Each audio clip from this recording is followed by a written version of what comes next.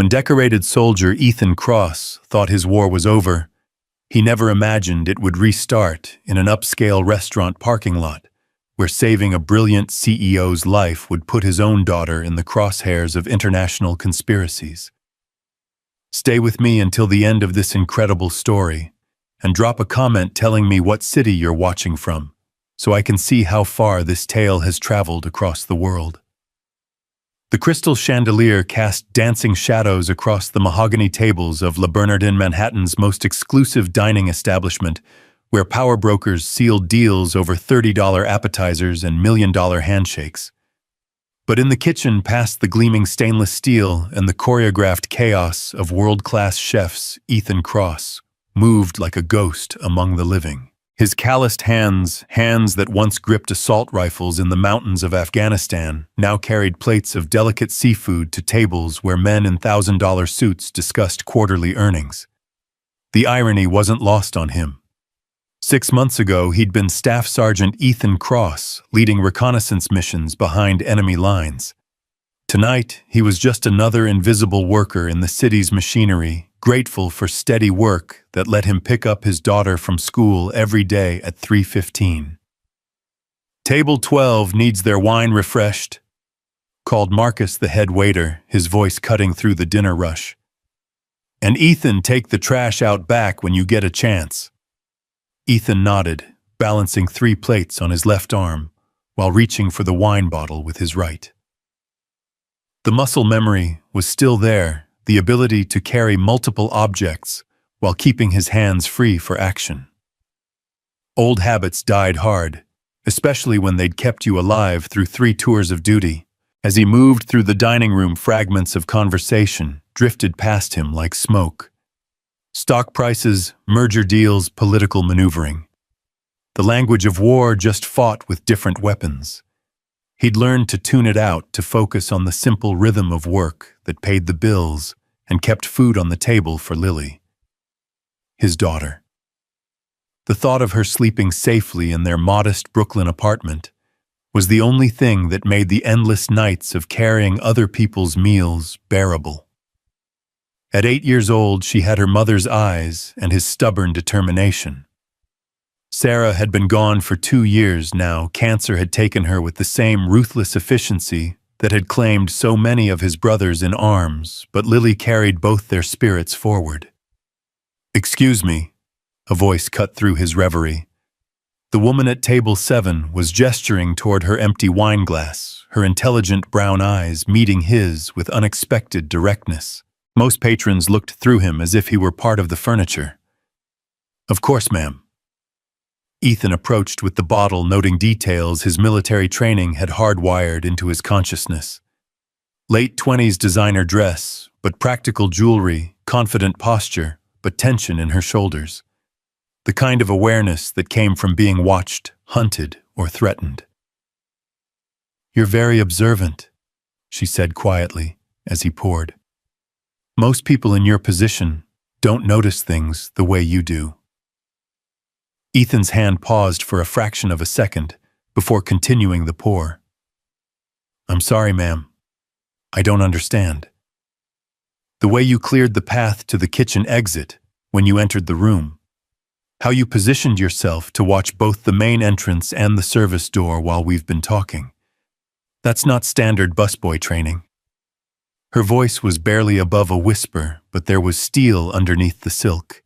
He straightened, meeting her gaze directly for the first time. "You're very observant yourself, ma'am." A smile played at the corners of her mouth. "Sophia Lane, and you're definitely not just a busboy." Before Ethan could respond, Marcus appeared at his elbow, like a heat-seeking missile.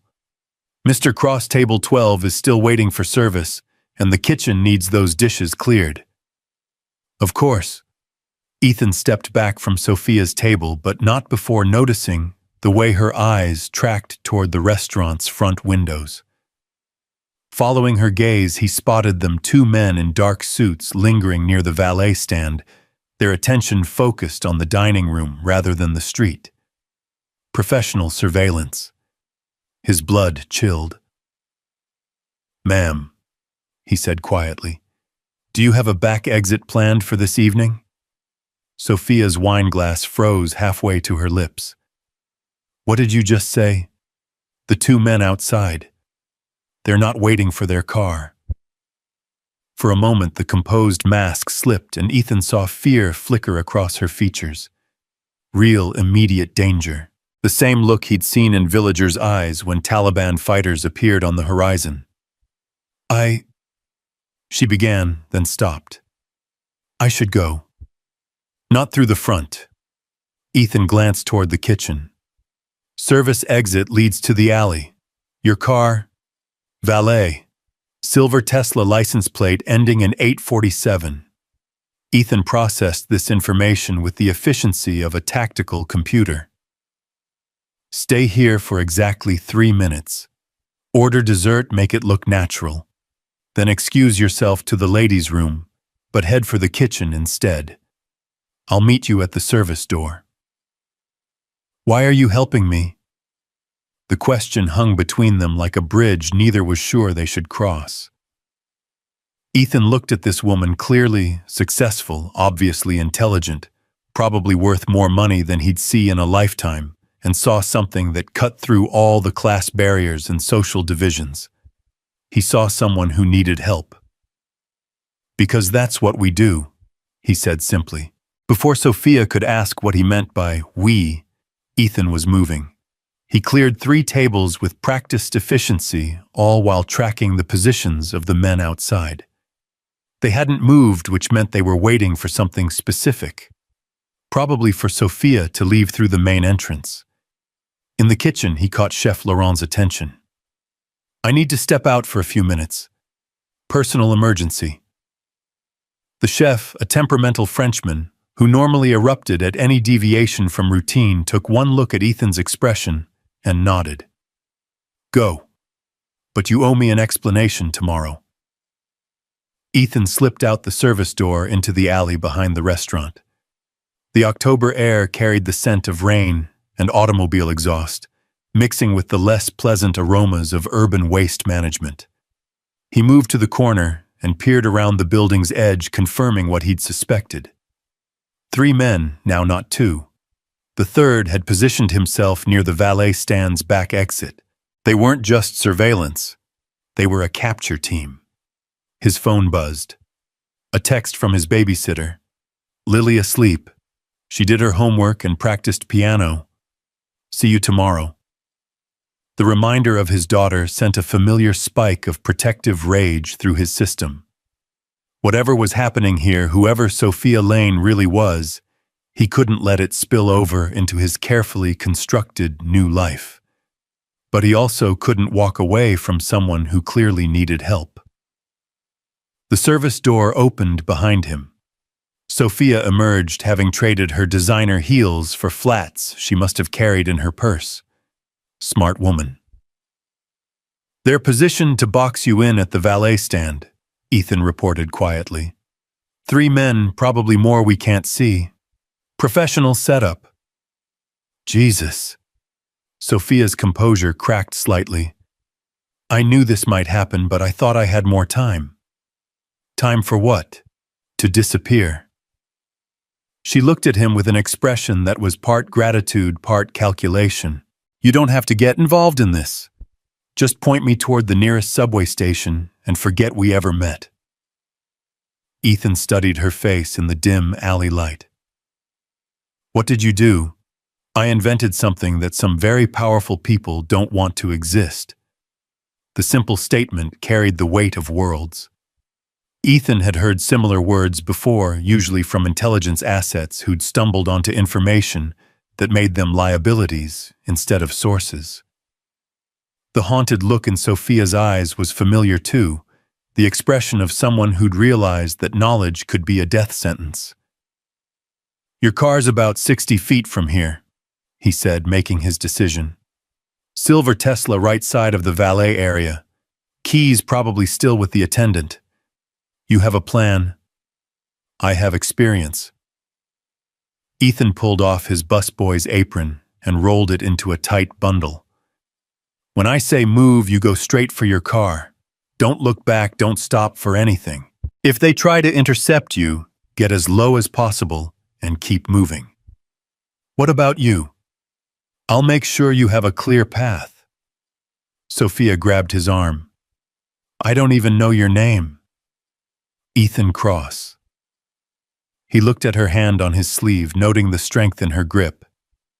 And something tells me this isn't goodbye. I hope you're wrong about that. But even as she said it, they both knew she was lying.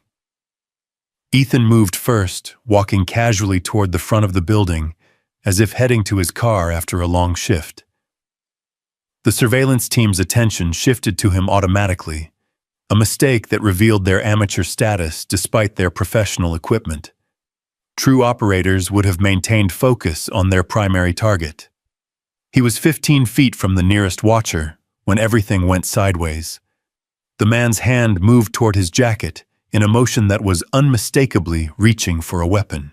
In the same instant, Ethan heard a car door slam behind him and turned to see Sophia running toward the valet stand. She'd jumped early. Panic decision, and now all three men were converging on her position. Time slowed the way it always did when bullets started flying. Ethan's military training kicked in with the smooth efficiency of a well-oiled machine. The nearest man had cleared his weapon, a compact pistol, probably a Glock 19, and was bringing it to bear on Sophia's retreating form. Ethan's busboy apron, still rolled tight in his hands, became a projectile. It struck the gunman's wrist just as he fired, sending the shot wild into the restaurant's brick facade.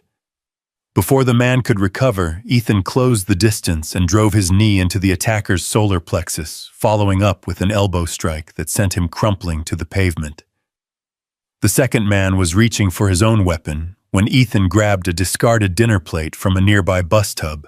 The porcelain disc flew through the air like a deadly frisbee, catching the gunman across the bridge of his nose with a sickening crack.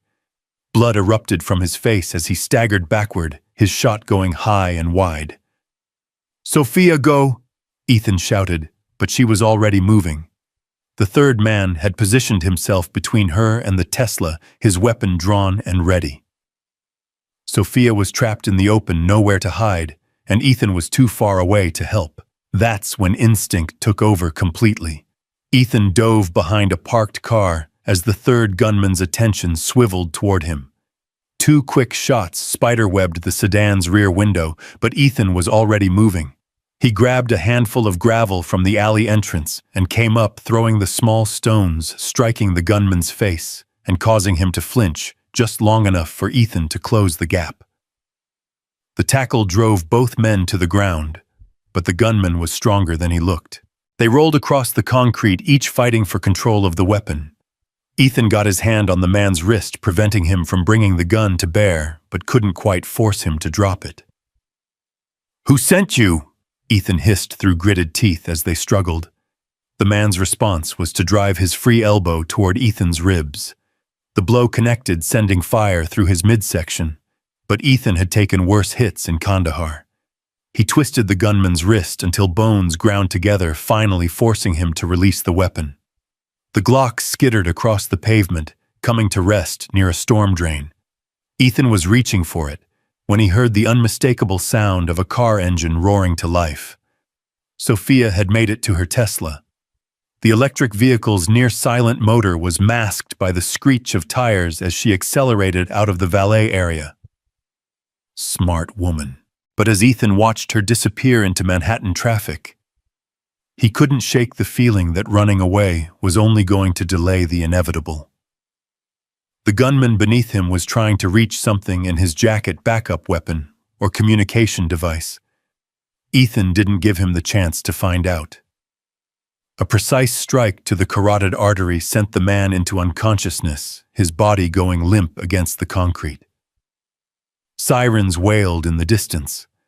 Someone had called the police, which meant Ethan had maybe 2 minutes before this became a very complicated conversation about why a busboy was unconscious, surrounded by 3 armed men. He quickly patted down the attackers, looking for identification or anything that might reveal who they were working for. No wallets, no IDs, but each man carried identical tactical knives and communication earpieces, professional equipment for professional operators. The first man was starting to regain consciousness, blood streaming from his broken nose. Ethan knelt beside him. "Who's paying you?" he asked quietly. The man's eyes focused on Ethan's face, and what he saw there made him try to scoot backward across the pavement. We don't. Wrong answer. Ethan's voice carried the quiet menace of someone who'd interrogated Taliban commanders in mountain caves. "Sophia Lane. Why do you want her?" "The tech," the man gasped. "The energy tech. Our employer. They can't let it go public." "Who's your employer?" The man's eyes widened, not in fear, but in recognition. "Your military. Special operations." "Was. Shit." The gunman struggled to sit up. "You have no idea what you just walked into, soldier. This isn't some random mugging. That woman has something that could change everything, and there are people who'll kill anyone to stop her."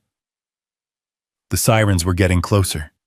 Ethan could see flashing lights reflecting off the buildings at the end of the block. "What kind of tech?" he pressed. "Clean energy. Revolutionary stuff. Worth billions to whoever controls it, and worth more to keep it buried." The man spat blood onto the concrete. "You saved her tonight, but tomorrow they'll just send more of us, and eventually they'll find out who you are. Then they'll come for your family too." The words hit Ethan like a physical blow. "My family isn't part of this." "They are now." The gunman's smile was cold and knowing. "The moment you got involved, you made them part of it. That's how these people work. They don't just eliminate threats, they eliminate everything connected to threats."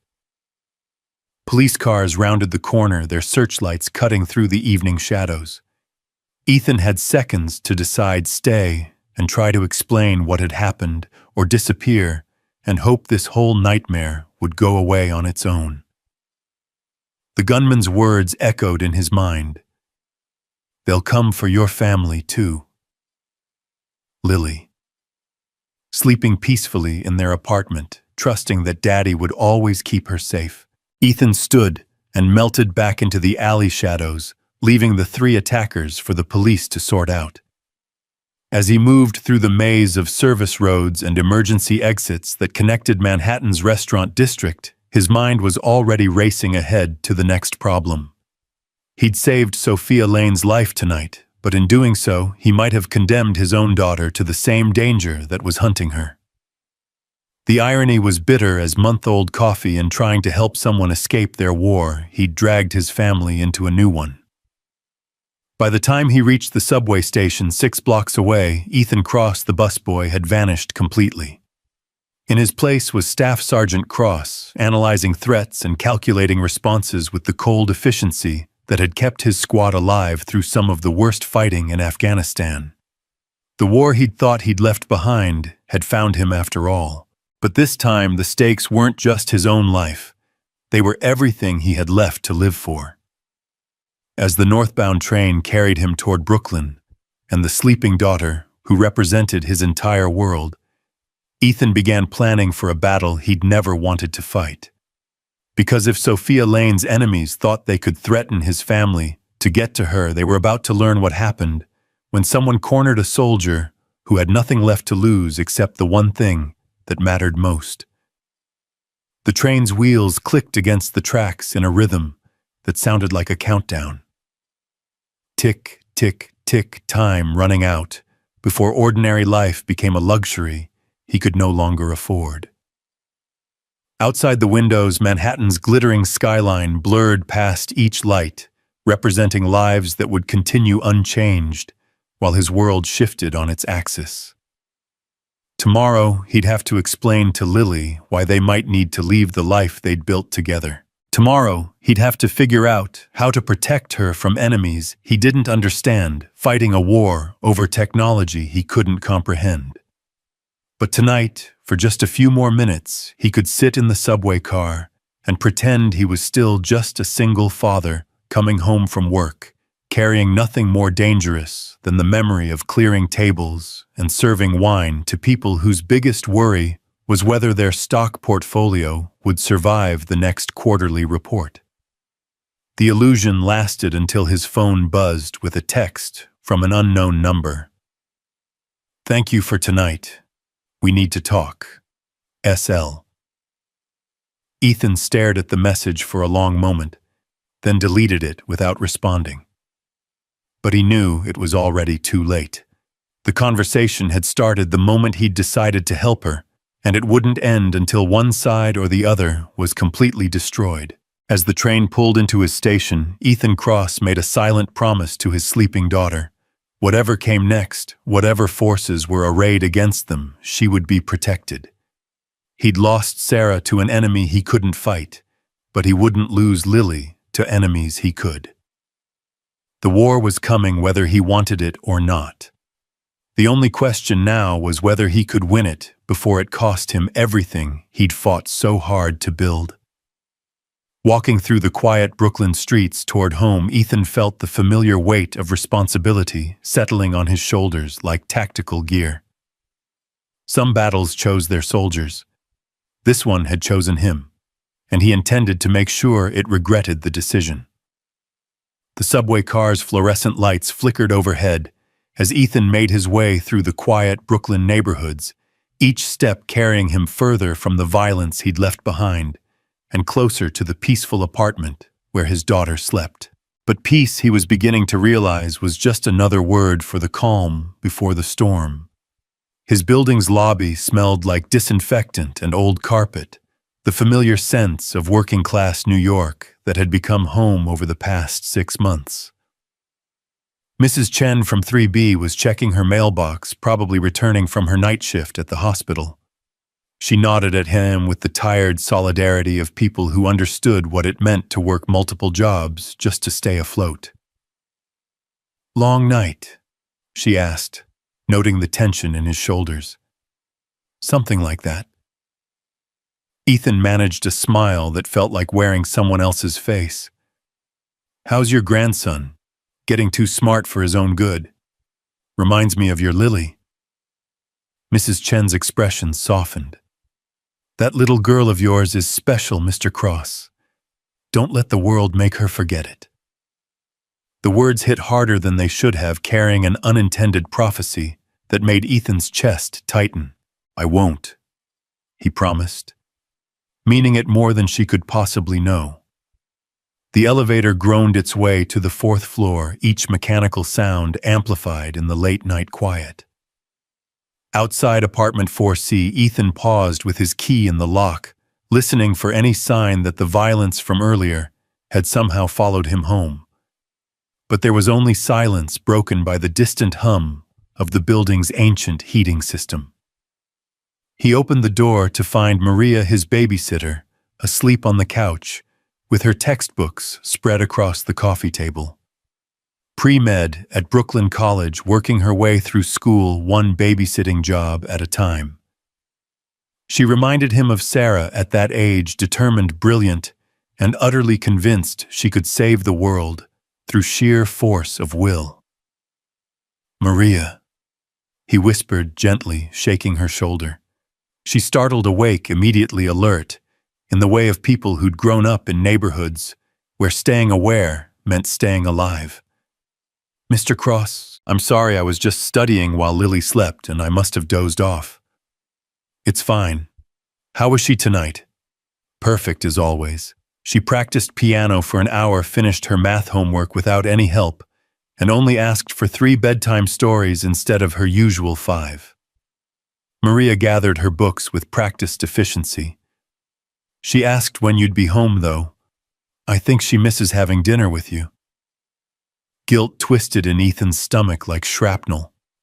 The restaurant job paid better than most positions available to someone with his particular skill set, and no formal education beyond high school, but it meant missing the small moments that made up the architecture of his daughter's childhood.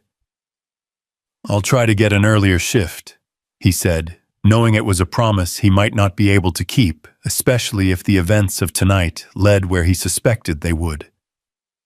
After Maria left, Ethan stood in the doorway of Lily's room watching his daughter sleep. 8 years old, with Sarah's delicate features and his own stubborn jawline. She slept like her mother had completely abandoned to rest, trusting the world to keep her safe while she dreamed.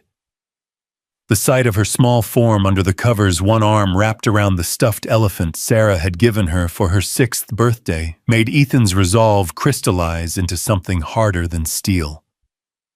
Whatever was coming, whoever these people were who'd tried to take Sophia Lane, they would not touch his daughter.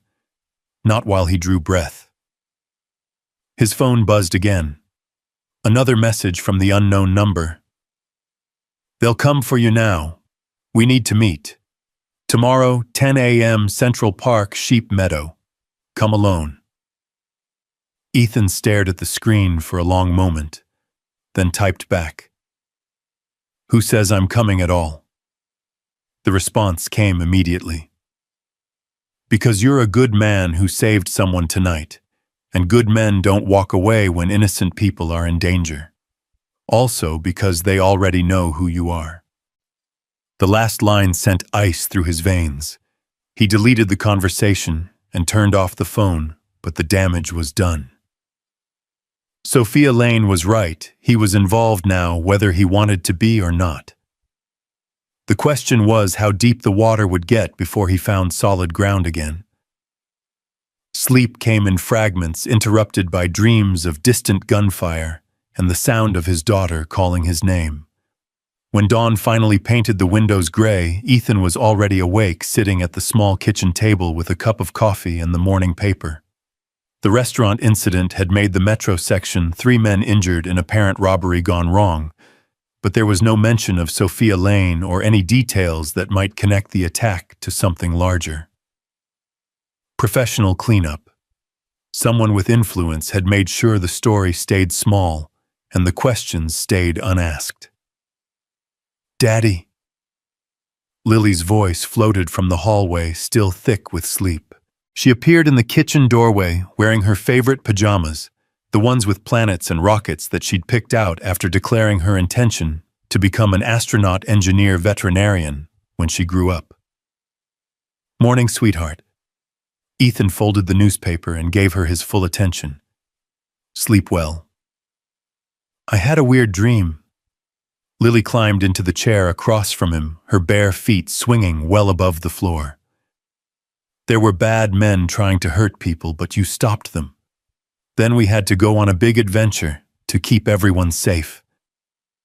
The accuracy of her dream made Ethan's blood run cold, but he kept his expression neutral. Children picked up on more than adults gave them credit for, and Lily had always been especially perceptive.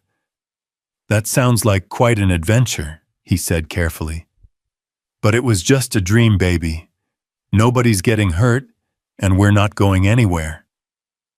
Lily studied his face with the intensity of someone much older than 8. "You look tired, Daddy, and sad. Are you okay?" The simple question nearly broke him. How did you explain to a child that the careful life you'd built together might be crumbling? How did you tell someone who trusted you completely that you might not be able to keep her safe? "I'm fine, sweetheart. Just thinking about work stuff." He reached across the table to brush a strand of hair from her face. "What do you want for breakfast?" "Pancakes. Can we make them shaped like animals again?" For the next hour, Ethan lost himself in the simple ritual of making breakfast with his daughter. Lily narrated the process with the enthusiasm of a cooking show host, explaining to their imaginary television audience why elephant-shaped pancakes required exactly 3 chocolate chips for proper facial features. Her laughter filled the small kitchen, temporarily driving away the shadows that had followed him home from Manhattan. But even as he flipped pancakes and listened to Lily's stories about her friend Emma's new pet hamster, part of his mind was already planning. If they had to leave and the rational part of him suspected they would, where could they go? How much money did he have saved? What supplies would they need? The military training never really left. It just went dormant until circumstances required it to surface again.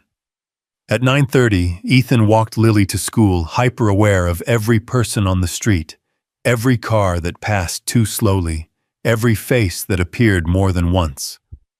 The 3-block journey felt like a patrol through hostile Taos territory, but nothing seemed out of place. Just parents dropping off kids, commuters hurrying to catch trains, and the ordinary bustle of a neighborhood going about its morning routine. "Daddy, you're squeezing my hand too tight," Lily said, as they approached PS 234's front entrance. "Sorry, baby." He loosened his grip, but didn't let go completely. "Listen, if anyone you don't know tries to talk to you today, you go straight to Mrs. Henderson, okay? Don't talk to strangers, don't go anywhere with anyone except me, or someone I've specifically told you about." Lily's forehead wrinkled with concern. "Is something wrong?" "No, sweetheart. I just want to make sure you're always safe." He knelt down to her level, looking directly into eyes that were so much like her mother's, it sometimes took his breath away. "You're the most important thing in my world, Lily. Everything I do is to keep you safe and happy." "I know, Daddy." She threw her arms around his neck with the absolute faith that only children possessed. "I love you too." Watching her disappear through the school's front doors was one of the hardest things Ethan had ever done. Every instinct screamed at him to grab her hand and run to disappear into the vastness of America where they could start over somewhere safe. But running without understanding the threat would only delay the inevitable. He needed information, and Sophia Lane was the only source he had. The subway ride to Manhattan felt like traveling backward through time, each stop taking him further from the simple life he'd built as a single father, and closer to the warrior he'd been before Lily made him want to be something else. By the time he emerged from the 86th Street station, Staff Sergeant Cross was fully awake beneath the civilian facade. Central Park in October was a masterpiece of autumn colors, tourists and locals sharing the paths in the democracy of public space. Sheep Meadow stretched out like a green carpet, bordered by the skeletal remains of trees preparing for winter. Ethan arrived 15 minutes early, using the time to scout potential threats and escape routes. Old habits. Sophia Lane appeared at exactly 10 o'clock, walking across the grass with the purposeful stride of someone accustomed to being in control. She'd traded the elegant dinner dress for dark jeans and a leather jacket, but she still carried herself like a woman who regularly made decisions that affected thousands of people. As she drew closer, Ethan could see the toll of the previous night's events in the shadows under her eyes and the tension in her shoulders. "You came," she said, settling onto the bench beside him. "Seemed like I didn't have much choice." Ethan kept his eyes on the meadow, tracking the movement of joggers and dog walkers. "Your people were right about one thing. I am a good man. Stupid, apparently, but good. Not stupid. Brave." Sophia followed his gaze, noting the way he cataloged potential threats. "How long were you active duty?" 3 tours in Afghanistan. Got out 6 months ago when my wife died and I realized I had a daughter to raise." The words came out more bitter than he'd intended. "Funny how civilian life keeps finding ways to put you back in the field." "I'm sorry about your wife. So am I." Ethan finally looked at her, noting the genuine sympathy in her expression. "Now tell me why 3 professional operators tried to kidnap you last night, and why that means my 8-year-old daughter might be in danger." Sophia was quiet for a long moment, weighing words with the care of someone who understood that information could be a weapon.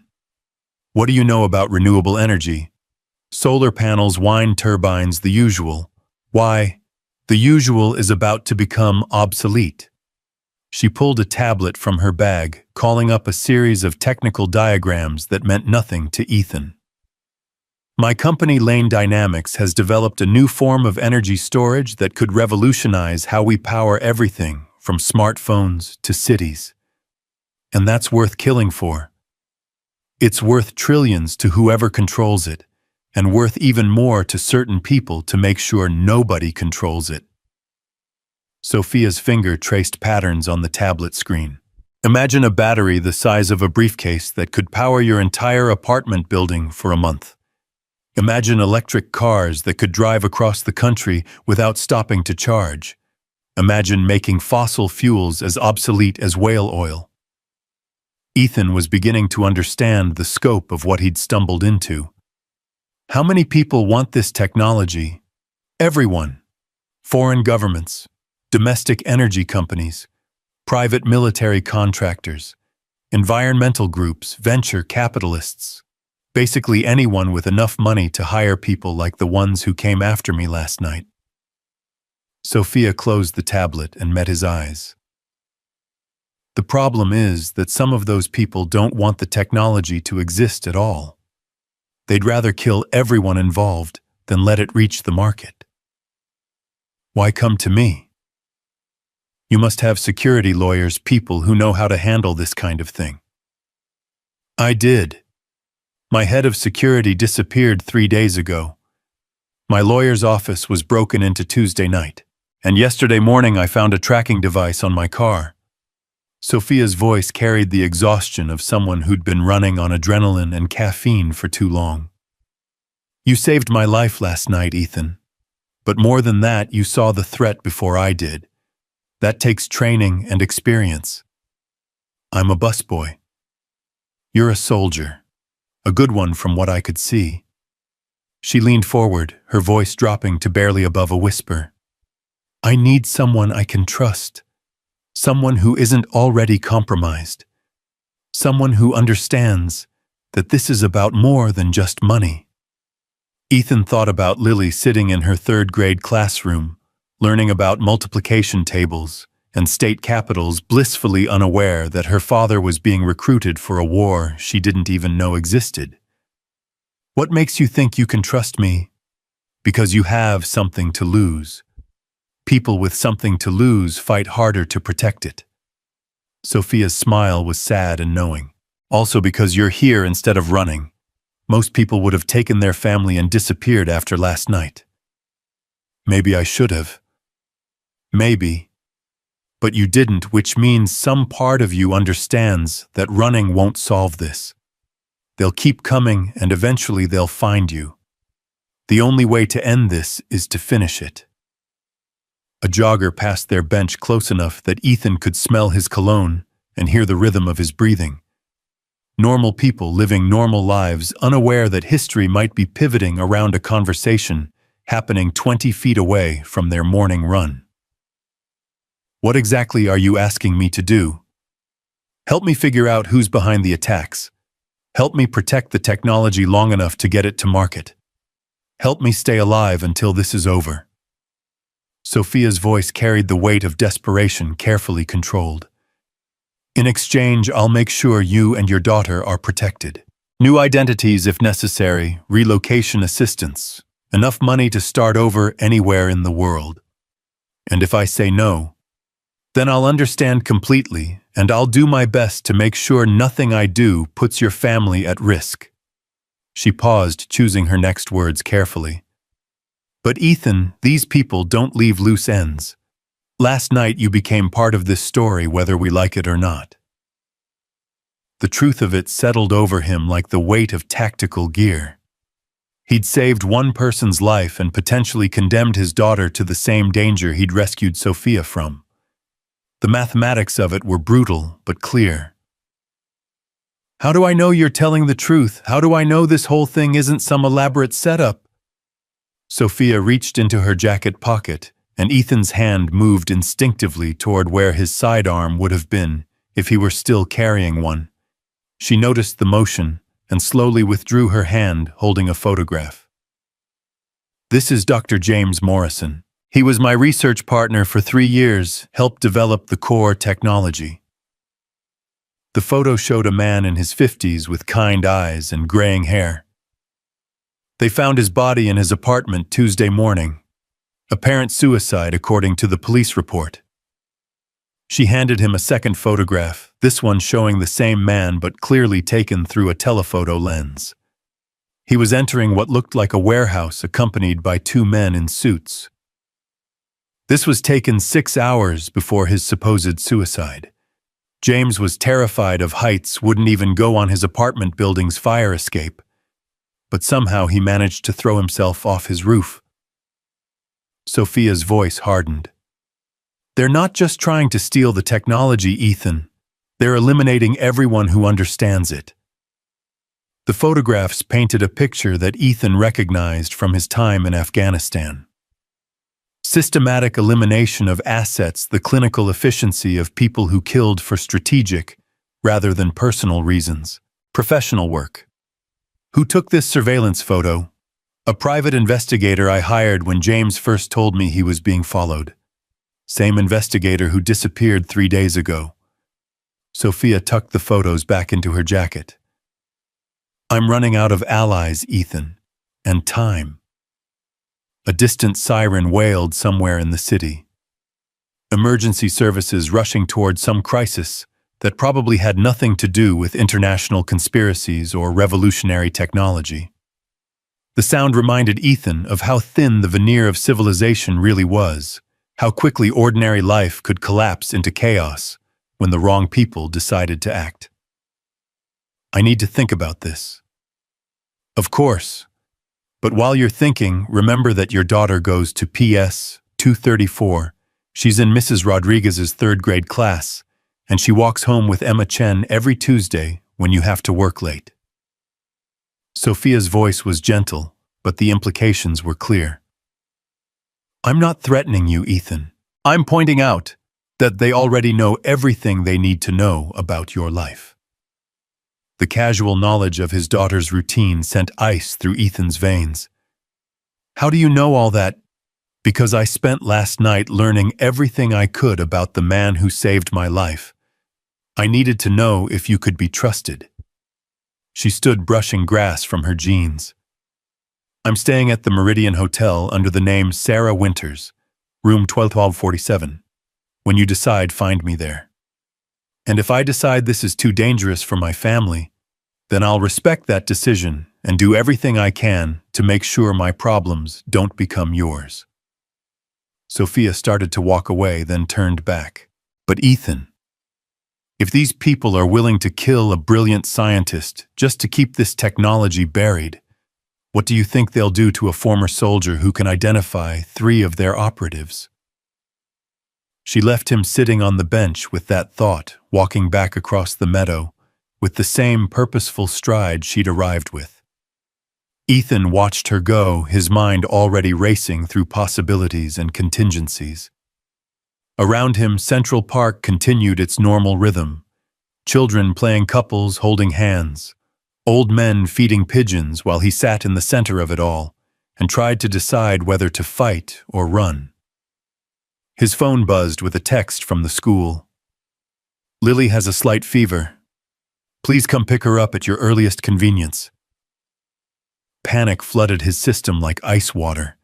Ethan was moving before he'd consciously decided to stand his legs carrying him toward the subway station while his mind calculated travel time and threat possibilities. It could be nothing. Kids got sick all the time, especially when the seasons changed.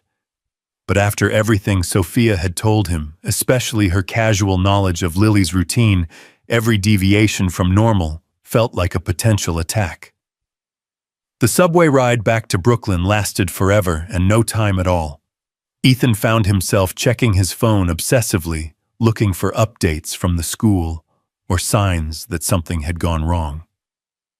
Other passengers gave him nervous glances, picking up on the tension radiating from him like heat from a furnace. PS 234 looked exactly the same as it had 3 hours earlier, but Ethan approached it like a potential combat zone. He scanned the perimeter for unusual vehicles, unfamiliar faces, anything that might suggest surveillance or threat. Nothing obvious, but that didn't mean anything. Professional operators were good at being invisible. The school nurse, Mrs. Patterson, met him in the main office with her usual efficient kindness. "Mr. Cross, thank you for coming so quickly. Lily's temperature is 101.2, not dangerous, but high enough that we need to send her home according to district policy." "Where is she now?" "Resting in my office. She's been asking for you since I took her temperature." Mrs. Patterson led him down the familiar hallway past bulletin boards covered with student artwork and motivational posters. "Has she been feeling unwell this morning?" "Not that I noticed." Ethan tried to remember if there had been any signs he'd missed in his distraction over the meeting with Sophia. She seemed fine at breakfast. Sometimes these things come on quickly with children. I'd recommend keeping her home tomorrow as well, just to be safe. They reached the nurse's office to find Lily curled up on the small cot, looking smaller and more fragile than Ethan had ever seen her. Her face was flushed with fever, but her eyes lit up when she saw him. "Daddy, I don't feel good." Her voice was smaller than usual, carrying the particular vulnerability that only came with being 8 years old and sick. "I know, sweetheart. We're going to go home and get you feeling better." Ethan knelt beside the cot, pressing his hand to her forehead. She was definitely warm, but not dangerously so. "What hurts?" "My head and my tummy, and I'm really tired."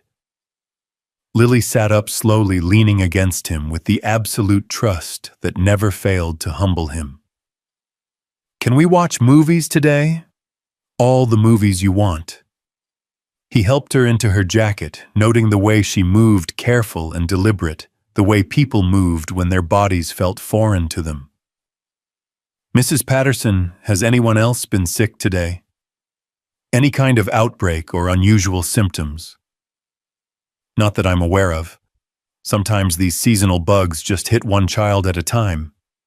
The nurse's expression showed mild concern at his intensity. "Is there something specific you're worried about, Mr. Cross?"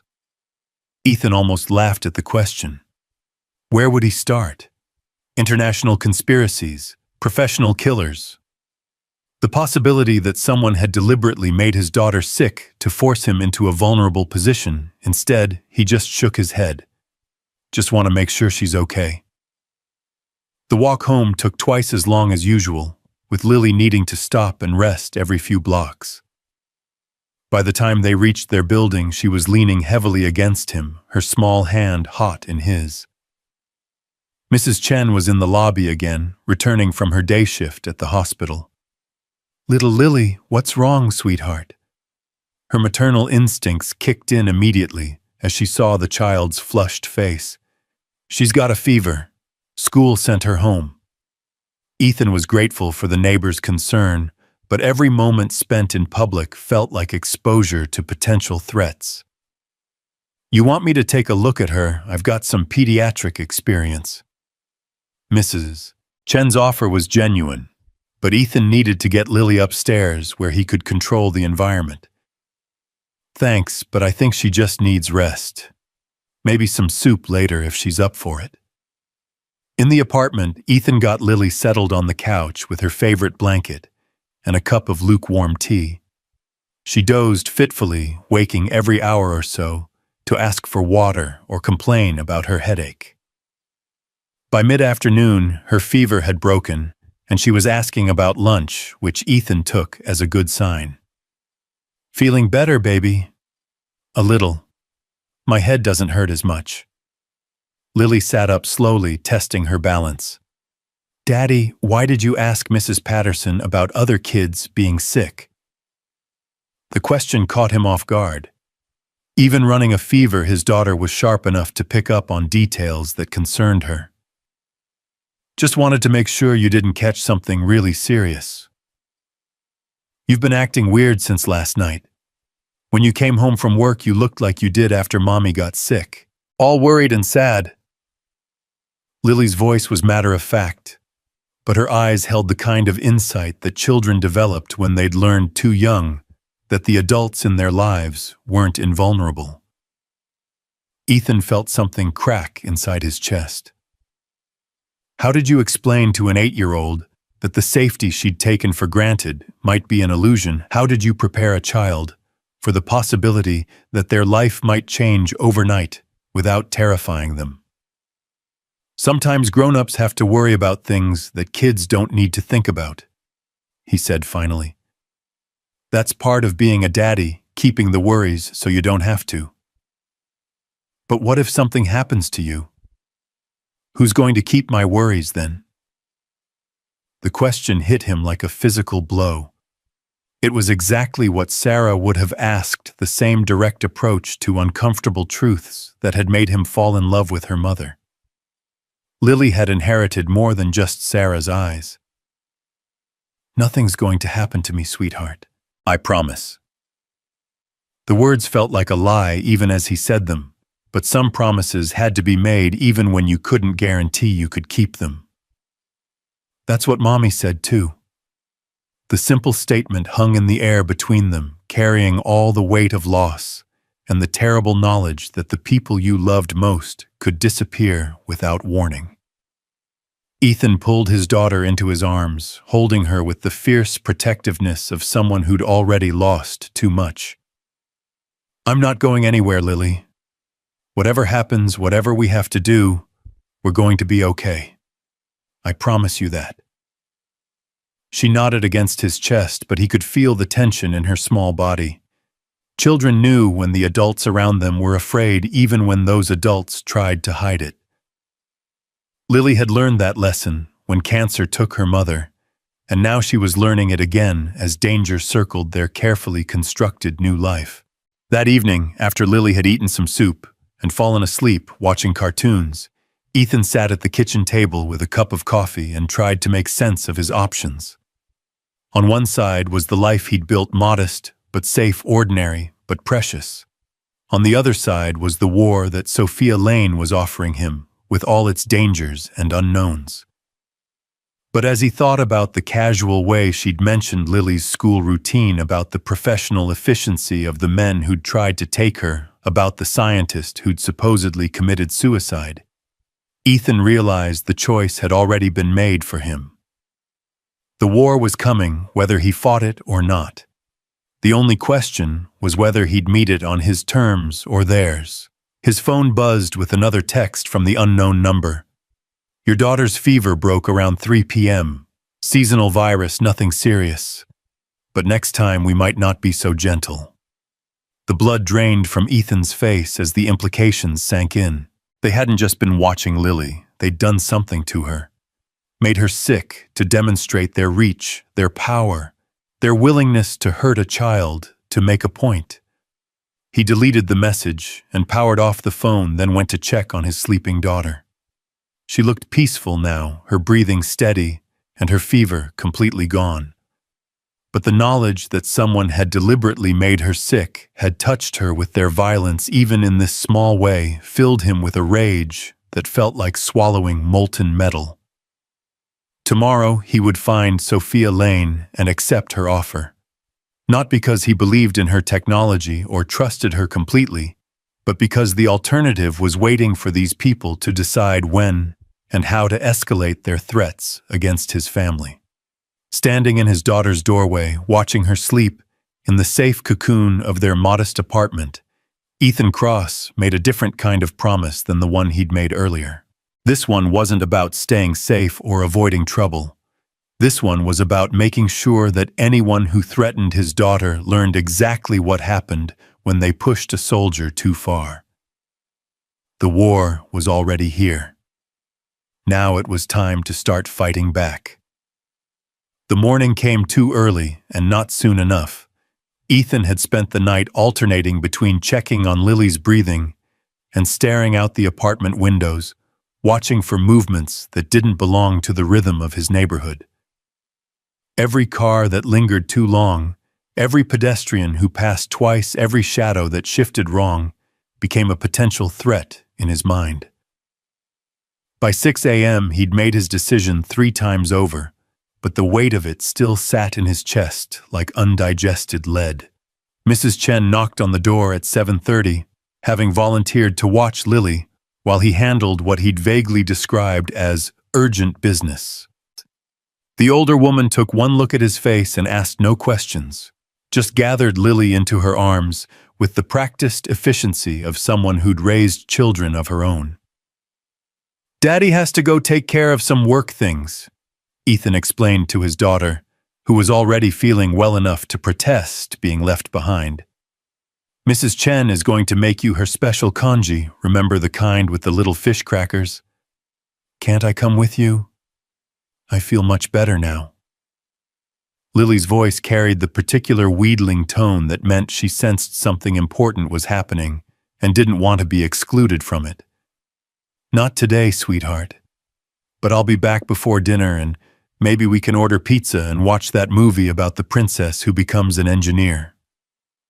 The promise felt hollow in his mouth, carrying the weight of all the uncertainties ahead of him. Lily studied his face with the intensity of someone who'd learned to read adult expressions for signs of approaching loss. "You look like you did before you told me about Mommy being really sick." The observation hit him like a punch to the solar plexus. "This is different, baby. I'm just going to help someone with a problem, and then everything will be back to normal. Promise? I promise." Another lie that might become truth if he fought hard enough to make it so. The Meridian Hotel occupied 12 floors of glass and steel in Midtown Manhattan, the kind of place where business travelers paid premium prices for the illusion of luxury. Ethan approached it like infiltrating an enemy stronghold, noting sightlines, exit routes, and the subtle signs that marked professional security versus rent-a-cop window dressing. The lobby buzzed with the controlled chaos of commerce executives rushing to meetings, tourists consulting guidebooks, staff moving with the practiced invisibility of service workers. Ethan recognized the breed immediately, having been one of them until yesterday. People who existed in the margins of other people's important lives, essential but unseen. Room 1247 was on the 12th floor, accessible by 2 elevators and 1 stairwell. Ethan took the stairs partly for security, and partly because the physical exertion helped burn off some of the nervous energy that had been building since he'd read that text about Lily's fever. By the time he reached the 12th floor, his breathing was steady and his mind was clear. He knocked on the door in the pattern Sophia had specified in her latest message: 2 short, 1 long, 2 short. Military communication habits died hard, apparently. The door opened to reveal Sophia Lane looking like she'd slept about as well as he had. Her hair was pulled back in a severe ponytail, and she'd traded her casual clothes for dark slacks and a fitted blazer that suggested she was ready for serious business. "You came," she said, stepping aside to let him enter. "Didn't seem like I had much choice after last night." Ethan swept the room with his eyes automatically cataloging potential weapons escape routes and hiding places. Standard hotel layout, but someone had been here before him. The furniture was arranged differently than hotel housekeeping would have left it positioned to provide clear sight lines to both the door and the windows. "You brought backup," he observed. "Insurance." Sophia gestured toward the bathroom, where Ethan could now make out the subtle sounds of someone trying to be quiet. "I hope you don't mind, but after everything that's happened, I thought it would be wise to have additional security present." "Depends on who your insurance is." The bathroom door opened, and a woman emerged, who immediately commanded attention, despite her unremarkable appearance. Medium height, brown hair clothes that could have belonged to any office worker in Manhattan. But her eyes held the same predatory alertness that Ethan recognized in his own reflection, and she moved with the economical grace of someone trained to kill efficiently. "Ethan Cross, meet Angela Murphy," Sophia said. "Former CIA, currently freelance security consultation. She's been helping me stay ahead of our mutual friends since this whole thing started." Angela extended her hand with a smile that was all professional courtesy and no warmth. Staff Sergeant Cross, your reputation precedes you. My reputation? Ethan shook her hand, noting the calluses that spoke of extensive weapons training. I've been a civilian for 6 months. Civilian is a state of mind, Angela replied. Some people never really make the transition. Your service record suggests you're one of them. You've been reading my service record. We've been reading everything we could find about you since last night, Sophia interjected. Afghanistan, 3 tours, multiple commendations for valor leadership and tactical innovation. Expert marksman, advanced combat training, fluent in Pashto and basic Arabic. Honorable discharge following the death of your spouse, primary custody of 1 minor child. Hearing his life reduced to a collection of facts and statistics made Ethan feel exposed in ways that enemy fire never had. Anything else I should know that you know? We know you saved Sophia's life without hesitation, despite having no idea what you were walking into, Angela said. We know you could have disappeared after that and probably stayed safe. And we know someone made your daughter sick yesterday to demonstrate their reach. The casual mention of Lily's deliberate poisoning sent ice through Ethan's veins. How do you know about that? Because they sent us the same message they sent you, Sophia said quietly, along with photos of her school, her walking route home, and a very detailed schedule of her daily activities. They wanted to make sure we understood that bringing you in put her at risk. So why did you still ask me to come? Because they're going to kill her anyway. Angela's voice was matter-of-fact, the kind of brutal honesty that military personnel used when civilians needed to understand the true stakes of a situation. Along with you, me Sophia, and anyone else who knows about this technology. The only question is whether it happens now or later. The hotel room's climate control system hummed quietly in the background, a mundane sound that seemed absurdly normal in the context of discussing his daughter's murder. Outside the windows, Manhattan continued its daily rhythm, millions of people going about their lives unaware that the future of global energy was being decided in a hotel room 12 floors above the street. Tell me about the technology, Ethan said finally. Not the sales pitch version, the real version. Sophia moved to a laptop computer that had been set up on the room's small desk. The screen showed a 3-dimensional molecular diagram that looked like something from a science fiction movie. Energy storage has been the holy grail of renewable technology for decades. Solar panels and wind turbines can generate power, but storing that power efficiently has always been the bottleneck. Until now, Angela added. Until now, Sophia confirmed. What you're looking at is a new form of crystalline matrix that can store electrical energy at the molecular level. A battery the size of a cell phone that could power a house for a week. A unit the size of a car engine that could run a small city for months. Ethan studied the diagram, trying to wrap his mind around the implications. How is that possible? It's complicated quantum mechanics, but the basic principle involves using carbon nanotube structures to create incredibly dense energy storage at the atomic level. Sophia's fingers danced across the keyboard, bringing up manufacturing specifications and cost projections. We're talking about energy density that's orders of magnitude beyond anything currently available. And someone wants to kill you to stop this from reaching the market. Multiple someones, Angela corrected. We've identified at least 6 different organizations with motives to either steal or bury this technology. Oil companies who would lose trillions in stranded assets. Foreign governments who rely on energy exports for economic stability. Defense contractors who profit from resource conflicts. Even some environmental groups who think the technology is too dangerous to exist. Why would environmental groups want to stop clean energy? Because this isn't just clean energy, Sophia said. It's unlimited energy, and unlimited anything can be dangerous in the wrong hands. Imagine terrorists with access to power sources that could run entire operations indefinitely. Imagine authoritarian governments with energy independence that makes them immune to international pressure. The complexity of the situation was beginning to crystallize in Ethan's mind. This wasn't just about corporate espionage or even international competition. This was about fundamentally altering the balance of global power. And there were powerful interests on all sides who would kill to control that process.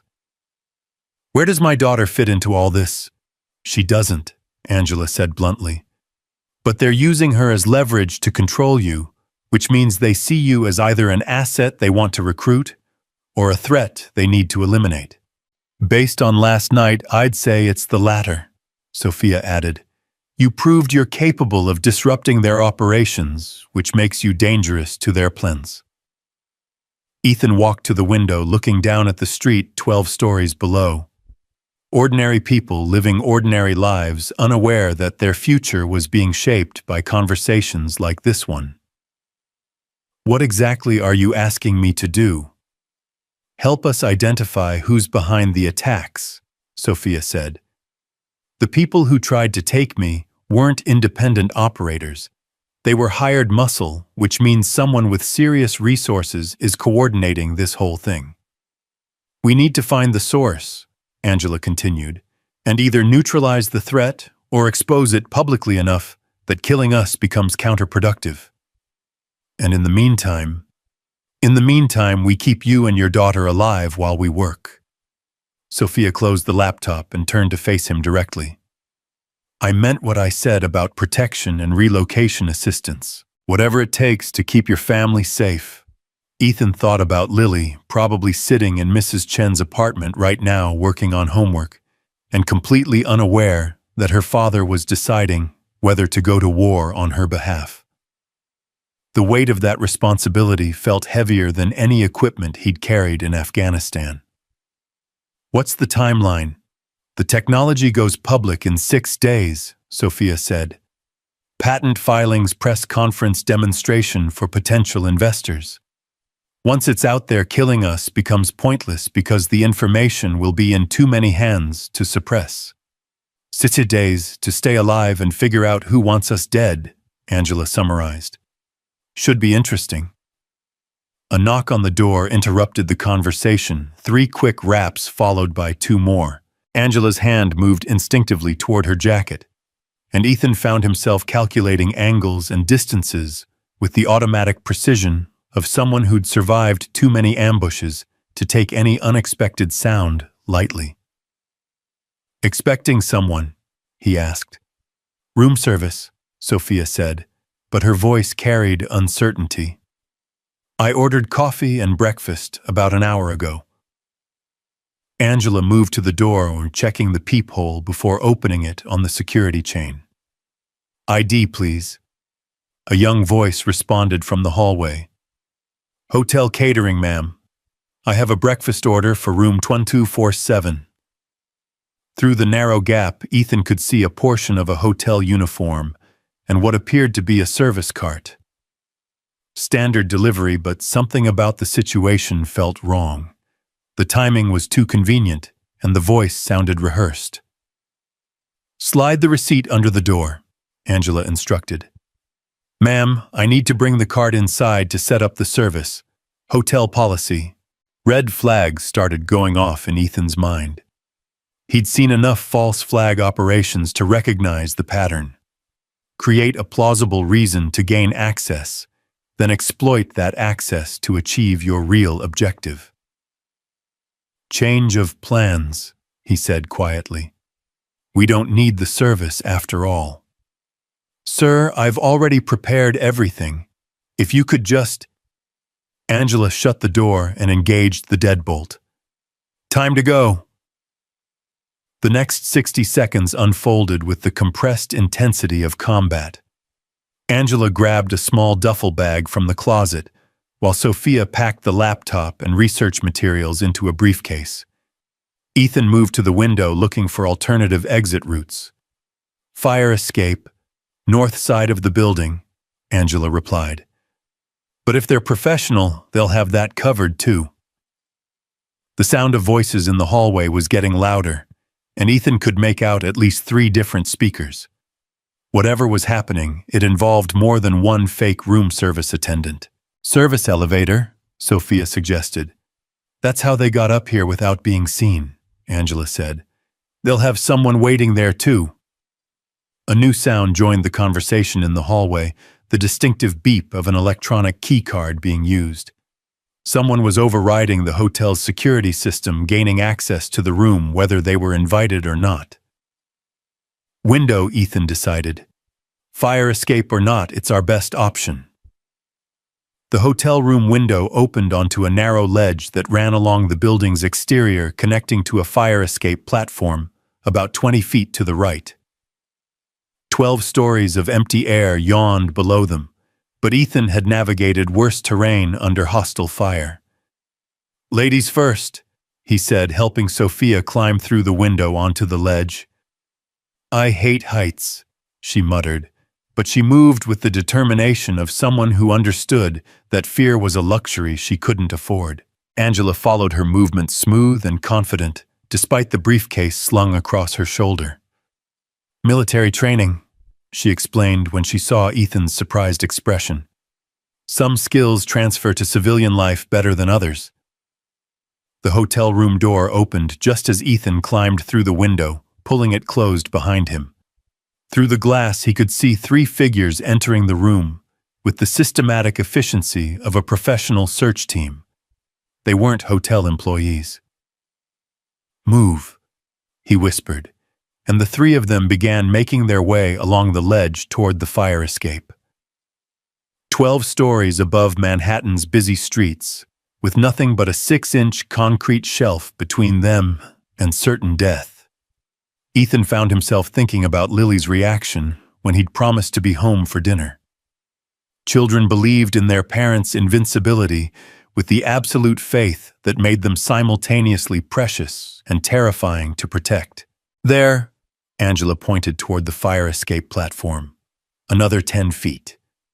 The platform looked solid enough, though the entire fire escape structure swayed slightly in the wind that seemed much stronger at this height. Through the windows of adjacent rooms, Ethan could see hotel guests going about their morning routines, completely unaware of the drama unfolding just outside their windows.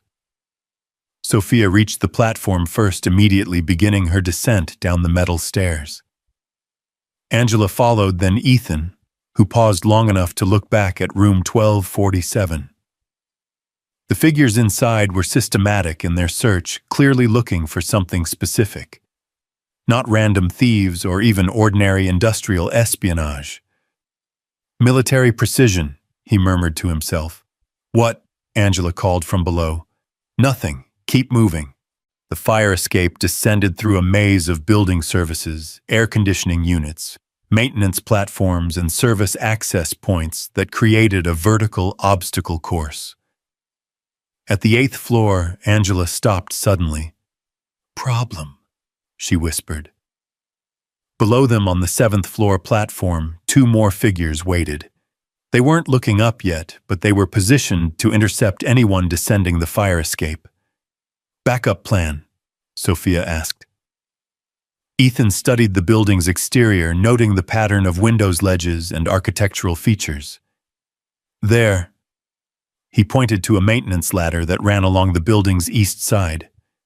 It connects to the parking garage structure next door. That's a 30-foot gap, Angela observed. 25. And there's a utility line we can use for support. Ethan was already calculating angles and distances with the practiced eye of someone who'd crossed more dangerous terrain. You 2 stay here. I'll create a distraction. Absolutely not, Sophia said immediately. We stick together. She's right, Angela agreed. Splitting up is how people die in situations like this. But Ethan was already moving, climbing back up the fire escape toward the 9th floor. The maintenance ladder was accessible from a platform that serviced the building's HVAC systems, and from there he could see the entire tactical situation laid out below him. The men on the 7th floor were definitely professionals, military-bearing coordinated positioning communication equipment. But they were focused downward, expecting their targets to continue descending rather than changing direction. Classic tunnel vision. Ethan had seen it cost lives in Afghanistan, when soldiers became so focused on one threat that they missed others developing around them. He made noise deliberately, letting his footsteps ring against the metal stairs as he climbed. The sound echoed off the building's facade, drawing attention upward, just as he'd intended. Both men on the 7th floor looked up automatically, tracking toward the source of the sound. That's when Angela moved. She descended the fire escape with cat-like silence covering the distance to the 7th floor, while the guards were distracted. By the time they realized their mistake, she was already behind them. The first guard went down without a sound, Angela's chokehold cutting off both his air supply and his ability to call for help. The second guard turned just in time to see his partner collapsing, but Angela was already moving, her tactical training evident in every economical motion. "Clear," she called softly. Ethan and Sophia joined her on the 7th floor platform, stepping over the two unconscious forms, professional contractors judging by their equipment and physical conditioning. Someone was spending serious money to find them. "How long before they wake up?" Sophia asked. "Long enough," Angela replied, already stripping weapons and communication devices from the unconscious men. "But not long enough to get complacent." The rest of the descent proceeded without incident, but Ethan's mind was already working ahead to the next problem. They'd escaped the immediate trap, but that just meant their enemies would adapt and try again. And next time they might not be so lucky. The parking garage that connected to the hotel's fire escape was a maze of concrete pillars and shadowy corners, perfect for ambushes, but also for concealment. Angela led them through it with the confidence of someone who'd scouted multiple escape routes, emerging onto a side street that was busy enough to provide cover, but not so crowded as to restrict movement. "Transportation?" Ethan asked. "2 blocks south," Angela replied. "Safe house with clean vehicles and communication equipment." They moved through Manhattan's morning crowds like ghosts, 3 people who could blend into the urban landscape while remaining hyper-aware of everything around them. Ethan found himself falling back into patrol patterns he'd thought he'd left behind in Afghanistan, automatically noting potential threats, escape routes, and tactical advantages. "You're thinking like a soldier again," Sophia observed as they walked. "Hard to stop once you start," Ethan replied. "Your mind keeps running threat assessments whether you want it to or not." "Is that what's happening now?" Ethan considered the question as they turned onto a quieter side street lined with older apartment buildings. "Now I'm thinking about my daughter, who's probably wondering why her daddy didn't come home last night, like he promised." "We'll get you back to her," Angela said. "But first we need to figure out who these people are and what they really want." The safe house turned out to be a 3rd-floor apartment in a building that had seen better decades. But appearances were deceiving. Angela's key opened a door that revealed a space equipped with enough surveillance and communication equipment to coordinate a small military operation. "Home sweet home," she said, immediately moving to activate various electronic systems. "Or at least home until someone finds this one too." Sophia set up her laptop on a table that was clearly designed for tactical planning, its surface covered with maps, photographs, and technical diagrams. "We need to identify patterns. Who benefits from stopping this technology? Who has the resources to mount this kind of operation? Who's desperate enough to threaten a child?" The questions hung in the air like smoke from a battlefield, each one carrying implications that could reshape their understanding of what they were facing. Ethan found himself thinking about the systematic nature of the attacks, the professional quality of the personnel involved, and the casual way they'd demonstrated their ability to reach his daughter. "It's not just about the technology," he said slowly. "It's about control. Someone wants to make sure that if this energy storage system reaches the market, they're the ones who profit from it. Or they want to make sure it never reaches the market at all," Angela added. "Either way, we're dealing with people who have enough resources to field multiple teams of professional operators." "Government-level resources," Sophia said, "or close to it." The apartment's communication equipment included multiple secure phone lines, and Angela was already working to establish contact with her network of intelligence sources. "I'll reach out to some people, see what chatter there is about energy technology operations. Someone's been hiring a lot of muscle lately, and that kind of activity usually leaves traces." Ethan moved to the window, looking down at the street below. Normal people living normal lives, unaware that decisions made in apartments like this one could affect everything from the price of gasoline to the stability of entire governments.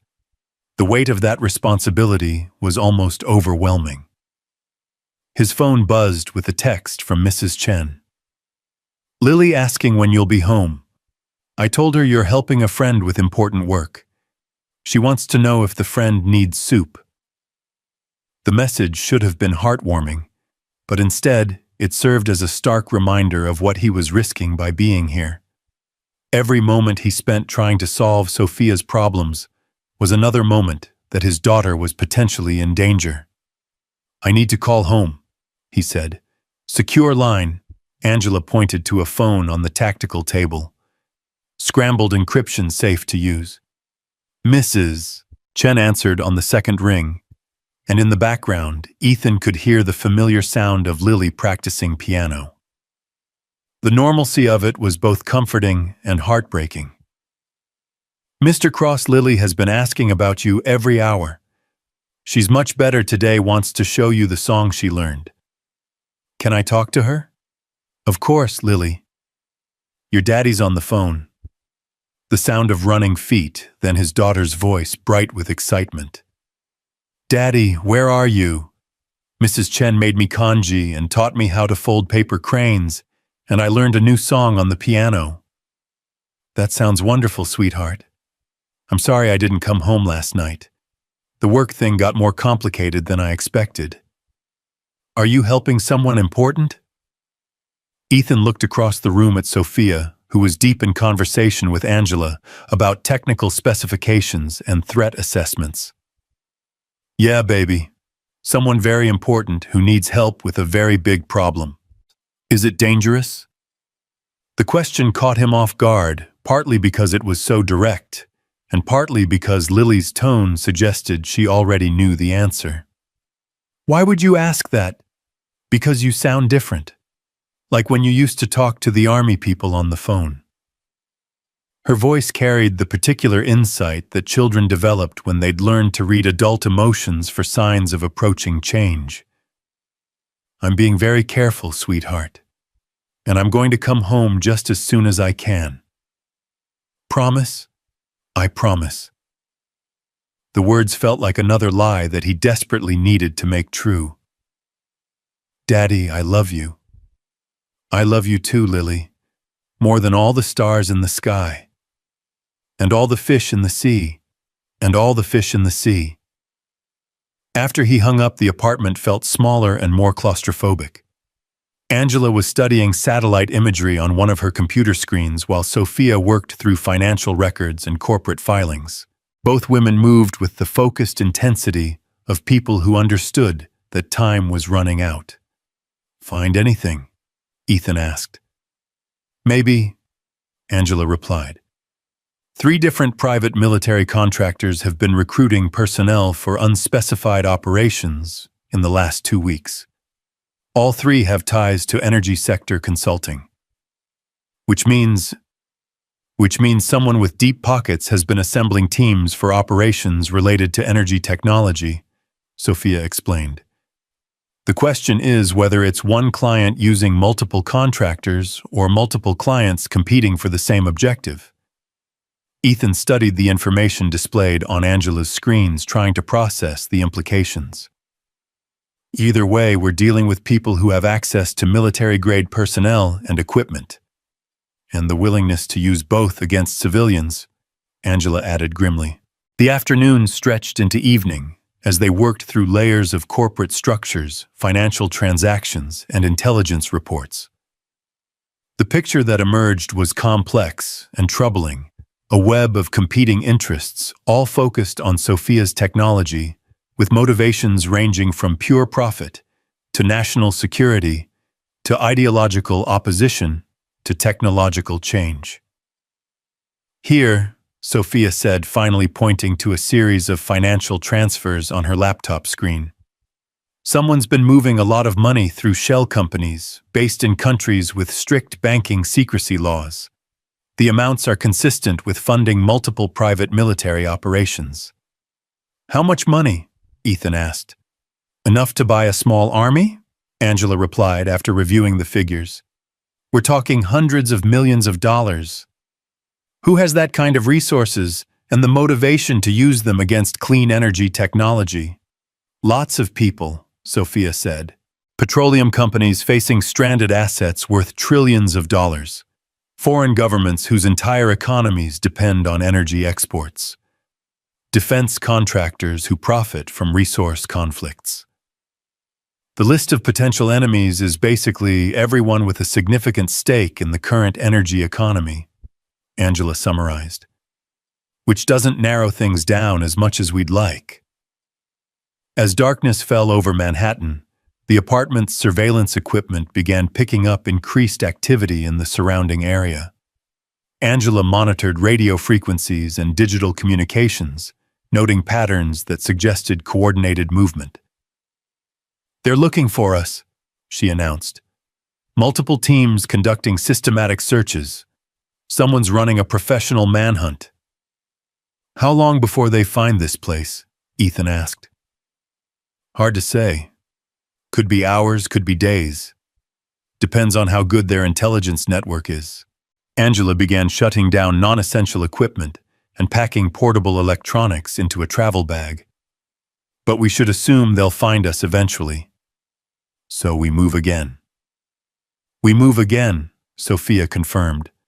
But first, we need to make contact with someone who might be able to help us identify our enemies. Who? Dr. Elizabeth Warren, not the politician, the physicist, Sophia explained. She's been working on similar energy storage research at MIT, and someone tried to kidnap her 3 days ago. If we can coordinate with her, we might be able to piece together who's behind all this. The plan was simple in concept, but complex in execution. They would travel to Boston, make contact with Dr. Warren, and attempt to coordinate their research and security efforts. But getting there safely would require careful planning and constant vigilance. Road trip, Angela said with dark humor. Should be fun.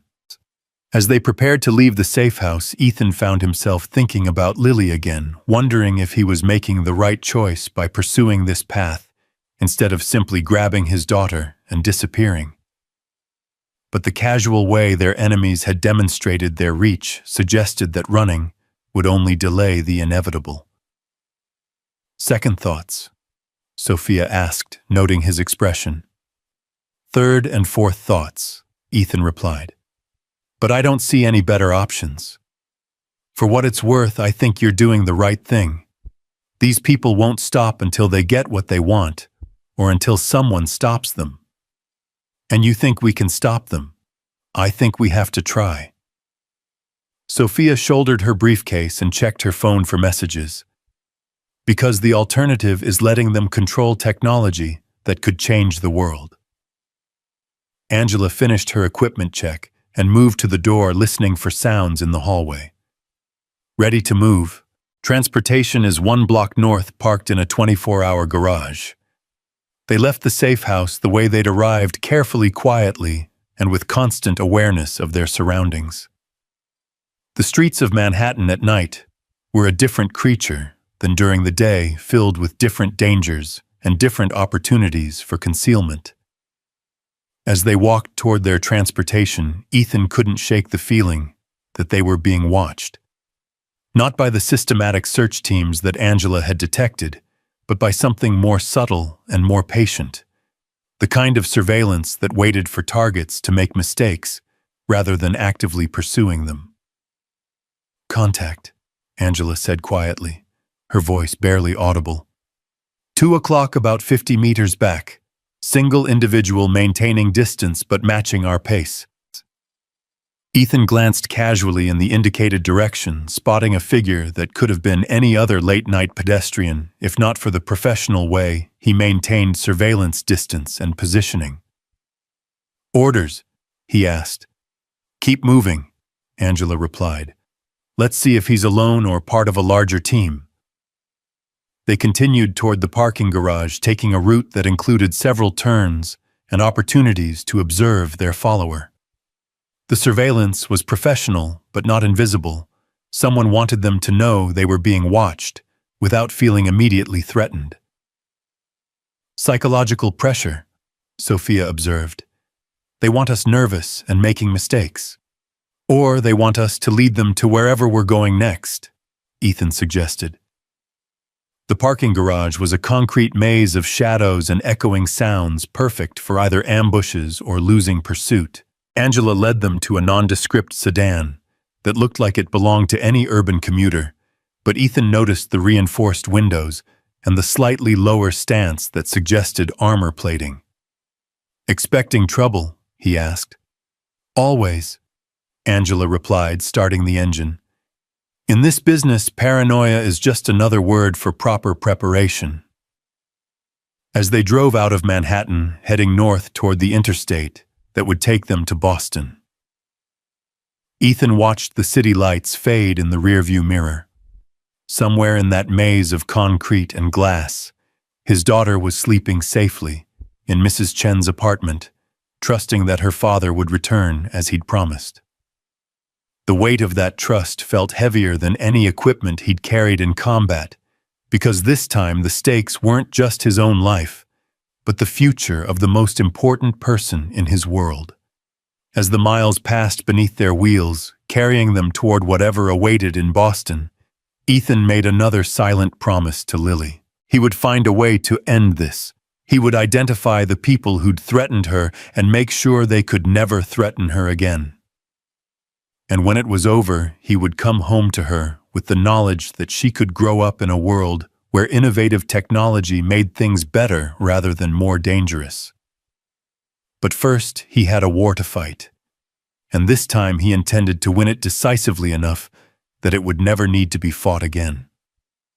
The highway stretched ahead of them like a ribbon of possibility, carrying 3 people who'd been thrown together by circumstances beyond their control toward a confrontation that could reshape the future of human civilization. In the distance, Boston's lights twinkled like stars, holding secrets that might finally reveal who their real enemies were. And somewhere behind them, in the city, they'd left the hunt continued. The highway unrolled before them like a dark river, carrying them through the night toward Boston and whatever answers Dr. Elizabeth Warren might provide. Angela drove with the steady competence of someone accustomed to high-stakes transportation, her eyes constantly checking mirrors and monitoring the sparse late-night traffic for signs of pursuit. "How well do you know this Dr. Warren?" Ethan asked from the passenger seat, watching the landscape blur past in the darkness. "We've collaborated on research papers, attended the same conferences," Sophia replied from the back seat. "Elizabeth is brilliant, one of the few people in the world who truly understands the quantum mechanics behind energy storage at the molecular level. If anyone can help us figure out who's behind these attacks, it's her." "And you're sure she'll help us?" "I'm sure she'll want to stay alive," Angela interjected. According to the police reports, the attempt on her was more sophisticated than what they tried with Sophia. Professional extraction team, inside knowledge of her security protocols, the whole package. Ethan processed this information while monitoring their surroundings through the side mirror. The sedan's armor plating was reassuring, but it also served as a reminder of how dangerous their situation had become. "What makes you think she wasn't successful in escaping?" "Because she called me yesterday," Sophia said quietly. 12 seconds, just long enough to say she was alive and give me coordinates for a meeting location. Then the line went dead. The implications hung in the air like smoke from a distant fire. Dr. Warren was either in hiding or in captivity, and either scenario suggested that their enemies were escalating their operations beyond simple intimidation tactics. "The coordinates, where do they lead?" "An industrial complex outside Cambridge," Angela replied. "Officially abandoned, but satellite imagery shows recent activity. Could be a safe house, could be a trap." "Your professional opinion." Angela was quiet for a long moment, considering the question, with the careful analysis of someone whose survival had often depended on reading situations correctly. "It feels like bait. Too convenient, too obvious. But sometimes the obvious choice is the right choice." They drove in contemplative silence for the next hour, each lost in their own thoughts about what awaited them in Boston. Ethan found his mind drifting to Lily, wondering what she was dreaming about in Mrs. Chen's apartment. Did children dream about their fathers being heroes, or did they dream about their fathers coming home safe? His phone buzzed with a message from Mrs. Chen. "Lily made you a drawing today. Says it's a picture of you helping people who need saving. She wants to give it to you when you get home." The message should have warmed his heart, but instead, it filled him with a cold dread. Children saw too much, understood too much, even when adults tried to protect them from harsh realities. Lily knew he was in danger, and she was processing that knowledge in the way 8-year-olds always did, by drawing pictures and asking questions that cut straight to the heart of things. "Family?" Sophia asked, noticing his expression. "My daughter. She made me a drawing." Ethan showed her the message, surprised by the impulse to share something so personal with someone he barely knew. "She sounds like a remarkable little girl." "She is. Too smart for her own good sometimes." Ethan put the phone away, but the image of Lily sitting at Mrs. Chen's kitchen table with crayons and construction paper stayed with him. "This whole thing started because I couldn't walk away from someone who needed help. Now I'm wondering if that decision is going to cost her everything." "You did the right thing," Angela said firmly. "These people were always going to escalate. At least this way, you have some control over what happens next." "Do we?"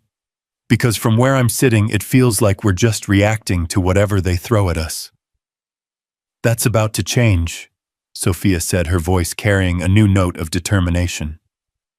"Elizabeth and I have been working on this technology for 3 years.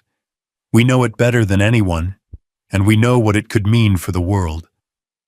It's time to stop running and start fighting back."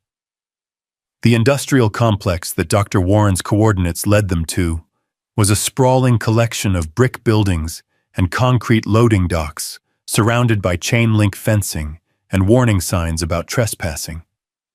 In the darkness, it looked like the kind of place where bad things happened to people who asked too many questions. Angela parked the sedan in a position that offered multiple escape routes, then spent several minutes studying the complex through military-grade binoculars. "Movement in Building 3, second floor. Could be Dr. Warren, could be hostiles waiting for us to show up. Heat signatures. At least 4 people, maybe more. Hard to tell from this distance." Angela lowered the binoculars and looked at her companions. "We could wait for daylight, try to get a better read on the situation. Or we could acknowledge that waiting just gives them more time to prepare whatever reception they have planned," Ethan countered. "If Dr. Warren is in there, she's been waiting for help for over a day. If it's a trap, they already know we're coming." Sophia checked her phone for any additional messages from Dr. Warren, but the screen remained blank. "She wouldn't have given us these coordinates unless she thought it was safe. Elizabeth is too smart to lead us into an obvious ambush. Unless someone's forcing her to, Angela pointed out grimly. The tactical situation was a classic dilemma: insufficient intelligence, multiple possible scenarios, and time pressure that prevented adequate reconnaissance. Ethan had faced similar decisions in Afghanistan, where waiting for perfect information often meant missing opportunities entirely. We go in, Chung, he decided, but we go in smart. Overwatch position, multiple entry points, and a hard time limit. If we don't make contact with Dr. Warren in 30 minutes, we extract regardless of what we've found. Angela nodded approvingly. Spoken like someone who's done this before. They spent the next 20 minutes planning their approach, using the sedan's tactical equipment to map the complex and identify potential threats. The building Dr. Warren had indicated was accessible through 3 different entry points, each offering different advantages and risks. I'll take the main entrance, Ethan said. Most direct route, but also the most obvious. Angela, can you cover the service entrance on the east side? What about me? Sophia asked. You stay with the car engine running, ready to extract us if things go sideways. Ethan saw her start to protest and held up a hand. This isn't about your courage, it's about keeping our most valuable asset alive long enough to matter. The technology is what's valuable, not me personally. Right now, you're the only person who fully understands the technology, Angela pointed out. That makes you irreplaceable until we can get it to market or expose whoever's trying to stop us. The complex's perimeter fence was more for show than security, designed to keep out casual trespassers rather than determined infiltrators. Angela cut through the chain link with practiced efficiency, while Ethan provided overwatch scanning for sentries or automated security systems. Clear, she whispered into her radio. Moving to position. Building 3 loomed against the night sky, like a monument to industrial decay. Its broken windows and graffiti-covered walls speaking of years of abandonment. But as Ethan approached the main entrance, he noticed subtle signs that the building wasn't as empty as it appeared. Fresh tire tracks in the dust, recently disturbed debris, and the faint glow of artificial light leaking from the upper floors. The main door was unlocked, which set off every alarm bell in his military-trained mind. In hostile territory, unlocked doors were usually invitations to carefully prepared killing zones. Too easy, he murmured into his radio. Agreed. Angela's voice crackled back. But the alternative is assuming Dr. Warren is already dead and walking away. Ethan pushed through the door and immediately moved to cover his back against a concrete pillar that provided protection from multiple angles. The building's interior was a maze of machinery, conveyor belts, and industrial equipment that had been abandoned when the factory closed. Perfect terrain for ambushes, but also for concealment. Movement 2nd floor, Angela reported. Single individual moving toward the northeast corner. Dr. Warren, can't tell from here, but whoever it is, they're not trying to hide. Ethan began working his way through the ground floor, using the industrial equipment for cover, while maintaining sight lines to potential threat positions. The building had the particular silence of abandoned places, broken only by the distant sound of settling metal and his own carefully controlled breathing. The stairwell to the 2nd floor was exposed and tactically dangerous, offering no cover and limited escape routes. But it was also the most direct path to wherever Dr. Warren might be waiting, and time was becoming a critical factor. Going up, he whispered into the radio. Copy. I'm moving to the east stairwell, will parallel your ascent. The 2nd floor was laid out like an office complex with cubicles and conference rooms that had been stripped of everything valuable years ago.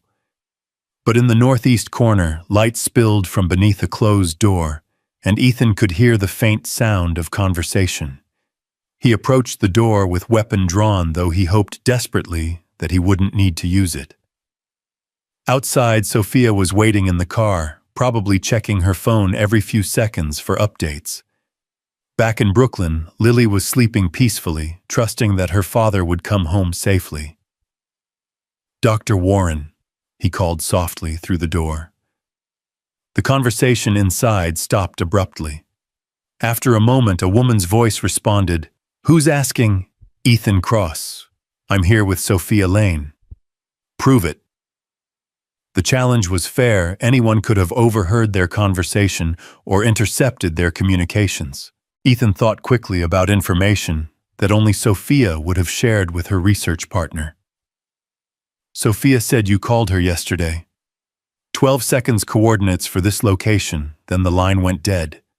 She's been worried about your molecular crystalline matrix research." The door opened to reveal a woman in her 50s with steel-gray hair and intelligent eyes that held the same haunted quality Ethan had seen in Sophia's face.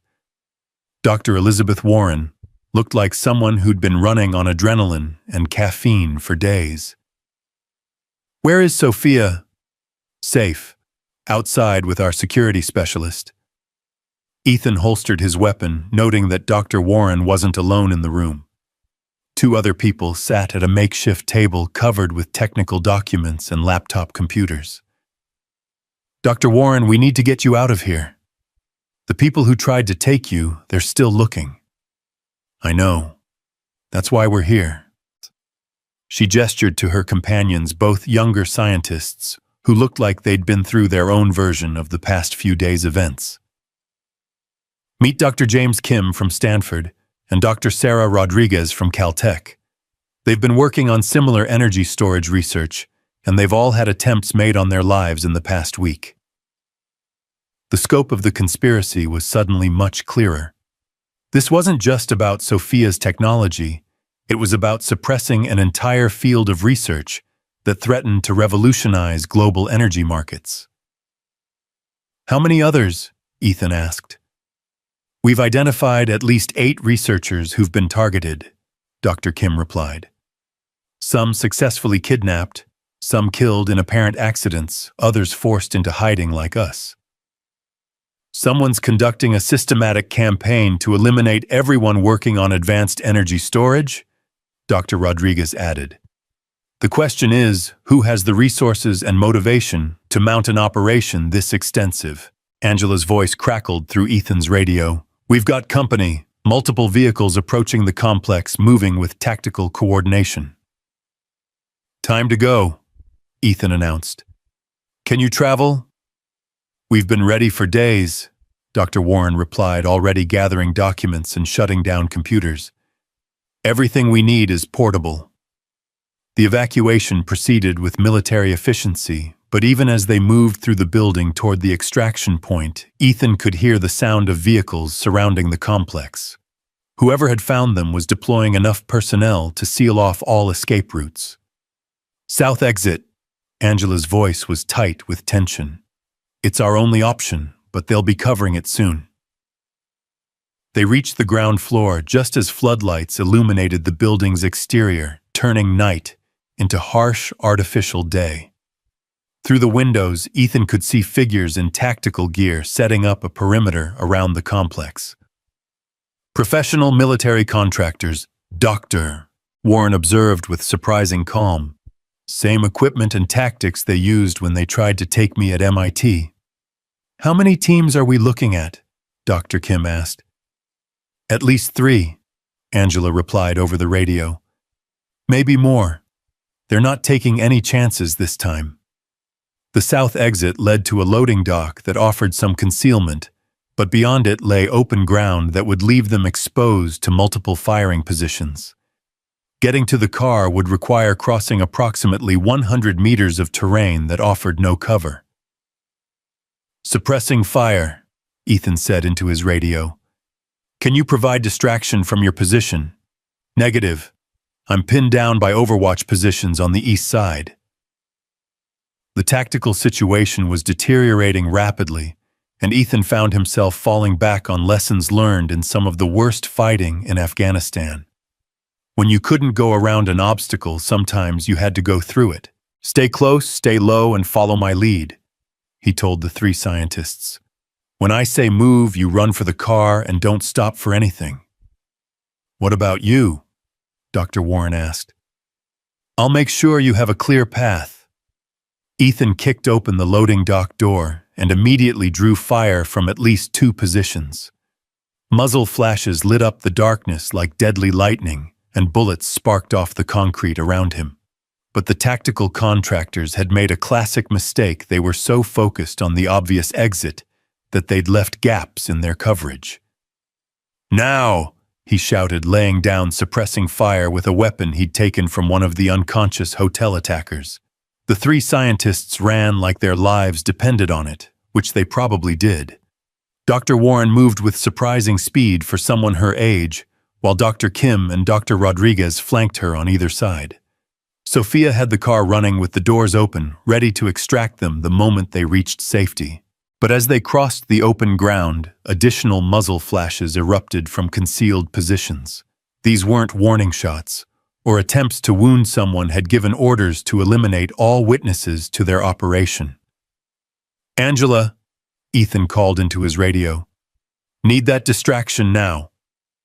The response came in the form of an explosion that lit up the eastern side of the complex, followed by the distinctive sound of automatic weapons fire. Angela had apparently found a way out of her pinned position and was creating chaos among the tactical teams. The distraction was enough to get the scientists to the car, but as Ethan provided covering fire for their escape, he realized that someone was specifically targeting him rather than just trying to stop the group's escape. The bullets were too accurate, too persistent, too focused on his position. They wanted him dead. The revelation came with the clarity that only emerged in combat situations. Someone saw him as a specific threat that needed to be eliminated. Not just a witness or an inconvenience, but a direct danger to their operations. "Get them out of here!" he shouted to Sophia as he continued firing. "Don't wait for me." "Like hell," Angela's voice crackled through the radio. 30 seconds, then we all extract together. But 30 seconds felt like 30 minutes when professional killers were systematically eliminating your cover options. Ethan found himself trapped behind a concrete barrier that was steadily being chipped away by accurate rifle fire. That's when Dr. Warren made a decision that surprised everyone. Instead of getting in the car as ordered, she grabbed something from her bag and ran back toward the building. Not toward Ethan's position, but toward a different section of the loading dock where industrial equipment was still stored. "Elizabeth, what are you doing?" Sophia screamed from the car. "Buying us time," Dr. Warren shouted back, working frantically with whatever device she'd retrieved from her bag. The explosion that followed wasn't large, but it was precisely placed. Dr. Warren had somehow rigged an improvised explosive that brought down a section of the building's facade, creating a wall of debris between the tactical teams and their targets. "Move, move, move!" Ethan called, using the confusion to break from his position and sprint toward the car. They made it out of the complex with bullets still flying behind them, Angela driving like a professional rally racer, while everyone else tried to process what had just happened. Dr. Warren sat in the back seat with a satisfied expression, as if bringing down buildings was just another aspect of advanced scientific research. "Plastique explosive," she explained when she saw their questioning looks. "Industrial grade, readily available if you know where to look. Physics teaches you a lot about how things fall down." "Remind me never to get on your bad side," Angela said with grudging admiration. As they put distance between themselves and the industrial complex, Ethan tried to make sense of what they'd learned and what it meant for their situation. The conspiracy was larger than any of them had imagined, involving coordinated attacks on researchers across multiple institutions and geographic locations. "We need to go public," Dr. Rodriguez said from the crowded back seat. "The only way to stop this is to make the technology so widely known that killing us becomes pointless. Agreed, Dr. Kim added. But we need a platform that can't be suppressed or controlled. Something with enough visibility that the story can't be buried. Sophia was already working on her phone, typing with the urgency of someone who understood that time was running out. I have contacts at MIT, at the Department of Energy, at several major news organizations. If we coordinate the release properly, we can make this public knowledge within hours. And then what? Ethan asked. These people have already demonstrated they're willing to kill to suppress this technology. What makes you think they won't just escalate to more dramatic measures?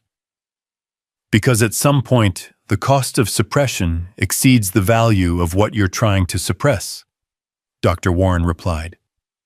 Right now, they can justify killing a few scientists to protect trillion-dollar industries.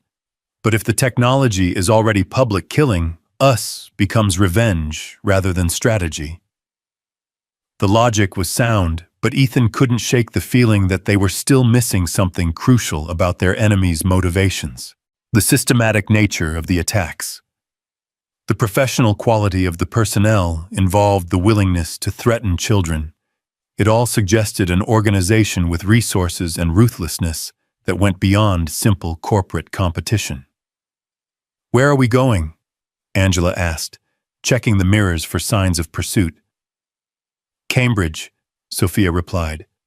MIT has secure communication facilities and enough academic prestige that our announcement will carry weight. Plus, Dr. Warren still has access to her laboratory there. Assuming it hasn't been compromised, Dr. Warren said grimly. After what happened at the industrial complex, we have to assume they know about all our previous safe locations. The drive to Cambridge passed in tense silence, everyone lost in their own thoughts about what lay ahead. Ethan found himself thinking about Lily again, wondering if she was having nightmares about her father not coming home. Children were remarkably resilient, but they also absorbed more stress than adults realized. His phone buzzed with another message from Mrs. Chen. Lily woke up asking about you. I told her you're still helping your friend, but that you'll be home soon.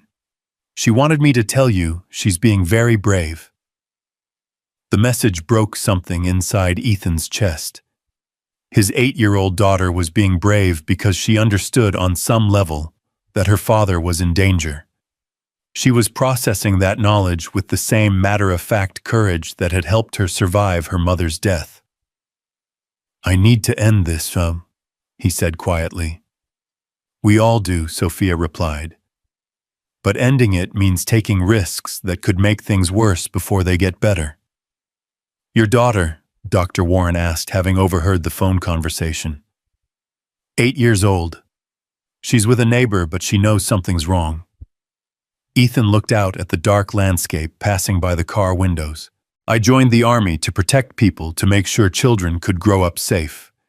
Now I'm risking my own child's safety to protect technology that could change the world. Children understand more than we give them credit for, Dr. Warren said gently. My granddaughter is about your daughter's age, and she once told me that sometimes adults have to do scary things so that kids don't have to be scared anymore. The wisdom of children, filtered through the perspective of someone who'd spent decades in academia, carried a weight that surprised Ethan. Maybe Lily did understand, on some level, that her father was fighting to make sure she could grow up in a world where innovative technology made things better rather than more dangerous. MIT's campus at night was a mixture of classical academic architecture and cutting-edge research facilities, connected by tree-lined paths that had been walked by some of the most brilliant minds in human history. Dr. Warren's laboratory was located in a building that looked more like a fortress than a research facility, with security systems that reflected the sensitive nature of the work conducted inside. This should be safe, she said as they approached the building's main entrance. Multiple layers of security, faculty ID required for access, and graduate students working at all hours. Hard to mount a covert operation here without attracting attention. But as they reached the entrance, Angela held up a hand for silence. Something's wrong. What? Too quiet. Even late at night, there should be more activity around a research building like this. Angela studied the surrounding area with practiced eyes. And the security cameras have been redirected away from the main entrance. The subtle wrongness of the situation became more apparent as they approached the building. Lights that should have been on were dark doors that should have been locked, stood slightly ajar, and the normal background sounds of a working research facility were absent. They got here first, Dr. Warren said with resignation. Probably hours ago. We should leave, Dr. Kim said nervously. Find another location, regroup somewhere safe. But Sophia was already moving toward the entrance, her expression determined. Everything we need to go public is in that laboratory. Research data, communication equipment, contacts in the media and government. If we walk away now, we're back to running and hiding. And if we go in there, we might be walking into a trap, Angela pointed out. Then we spring the trap on our terms instead of theirs, Ethan said, surprising himself with the decision. But we do it smart. Limited exposure, multiple escape routes, and a hard time limit. The next 30 minutes would determine whether they could expose the conspiracy threatening them, or whether they would become its latest victims. As they prepared to enter the darkened research facility, Ethan thought about Lily's drawing a picture of her father, helping people who needed saving. Maybe it was time to find out if he could live up to his daughter's image of him as a hero. But first, they had to survive what awaited them in the shadows of one of America's most prestigious academic institutions, where the future of energy technology hung in the balance between those who would protect it and those who would destroy it. The building's silence felt like a held breath, waiting to see who would emerge victorious from the confrontation that was about to unfold. The laboratory building's entrance yielded to Dr. Warren's faculty keycard, but the electronic beep that should have accompanied access was absent. Someone had disabled the building's security systems with surgical precision, leaving them to navigate through corridors that felt more like the arteries of a sleeping beast than the halls of academic research. Angela moved, point her weapon drawn, and her movements fluid with practiced caution. Behind her, Ethan shepherded the three scientists while maintaining rear security, every shadow and doorway a potential threat. The building's emergency lighting cast everything in sickly green hues that made familiar spaces feel alien and menacing. "Third floor," Dr. Warren whispered. "My lab has independent power systems and communication equipment that should still be functional." They climbed the stairwell in tactical formation, each landing offering new opportunities for ambush. But the building remained eerily silent, as if their enemies had simply vanished after neutralizing the security systems. "Too easy," Angela murmured as they reached the third floor. "Either they're very confident in whatever they have planned, or they want us to reach the laboratory." "Both possibilities lead to the same conclusion," Ethan replied. "We proceed, but we assume everything is compromised." Dr. Warren's laboratory was a testament to cutting-edge research filled with equipment that probably cost more than most people's houses. But someone had been there before them, not to destroy or steal, but to observe. Tiny surveillance devices had been placed with care, positioned to monitor every corner of the room. "They've been watching," Dr. Rodriguez observed, spotting one of the nearly invisible cameras. "For how long?" Dr. Kim asked. "Weeks, probably months," Angela replied systematically, locating and disabling the surveillance equipment. "Someone's been very interested in Dr. Warren's research progress." But as they worked to secure the laboratory, Sophia made a discovery that changed everything. Hidden behind a false panel in Dr. Warren's desk was a device that looked like a small tablet computer, but its screen displayed information that made no sense in the context of academic research. Elizabeth, what is this? Dr. Warren looked at the device with an expression that mixed surprise and resignation. Insurance, she said quietly, or blackmail, depending on your perspective. The screen showed financial records, communication intercepts, and personnel files that painted a picture of the conspiracy they'd been fighting. But these weren't the random intelligence gathering that might be expected from corporate espionage. This was systematic documentation of a coordinated effort that reached into the highest levels of government and industry. You've been investigating them, Ethan realized, for months, ever since the first researcher disappeared. Dr. Warren took the device and began calling up files with practiced efficiency.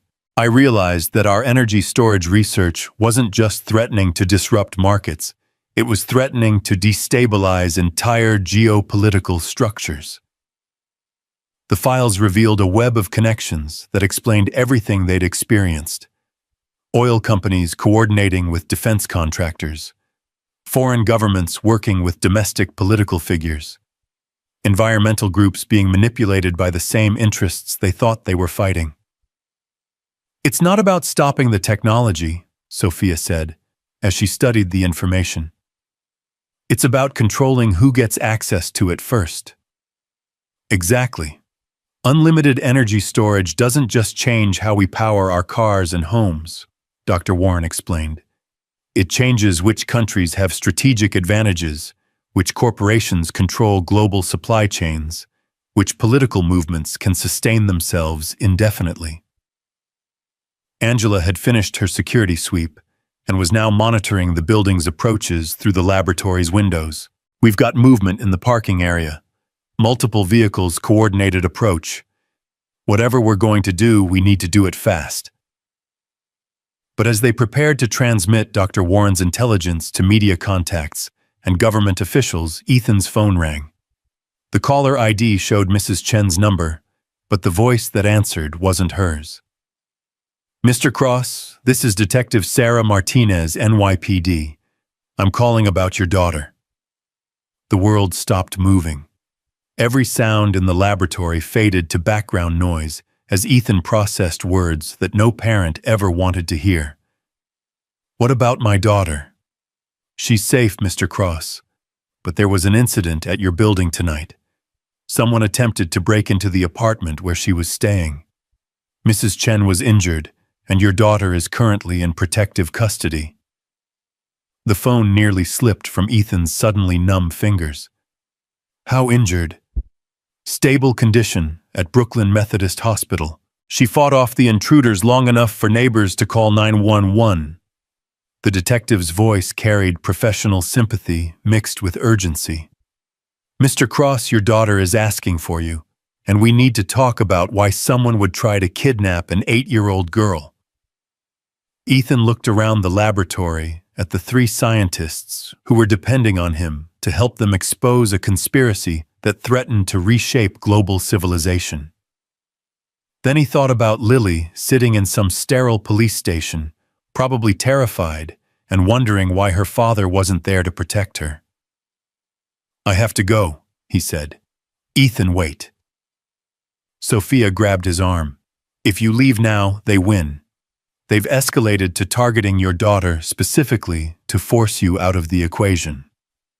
My daughter is more important than your technology. Your daughter's future depends on this technology being released properly, Dr. Warren interjected. If these people gain control of unlimited energy storage, they'll have the power to reshape society in whatever image serves their interests. Is that the world you want her to grow up in? The moral calculus was brutal and immediate. Save his daughter now or save the world she would inherit. Protect the person he loved most, or protect the principle that had made him a soldier in the first place. Angela's voice cut through his internal struggle. They're moving. Multiple teams surrounding the building. We've got maybe 5 minutes before this becomes a firefight. Then we transmit everything now, Sophia decided. Broadcast Dr. Warren's intelligence to every media outlet, government agency, and academic institution simultaneously. Make it impossible to suppress.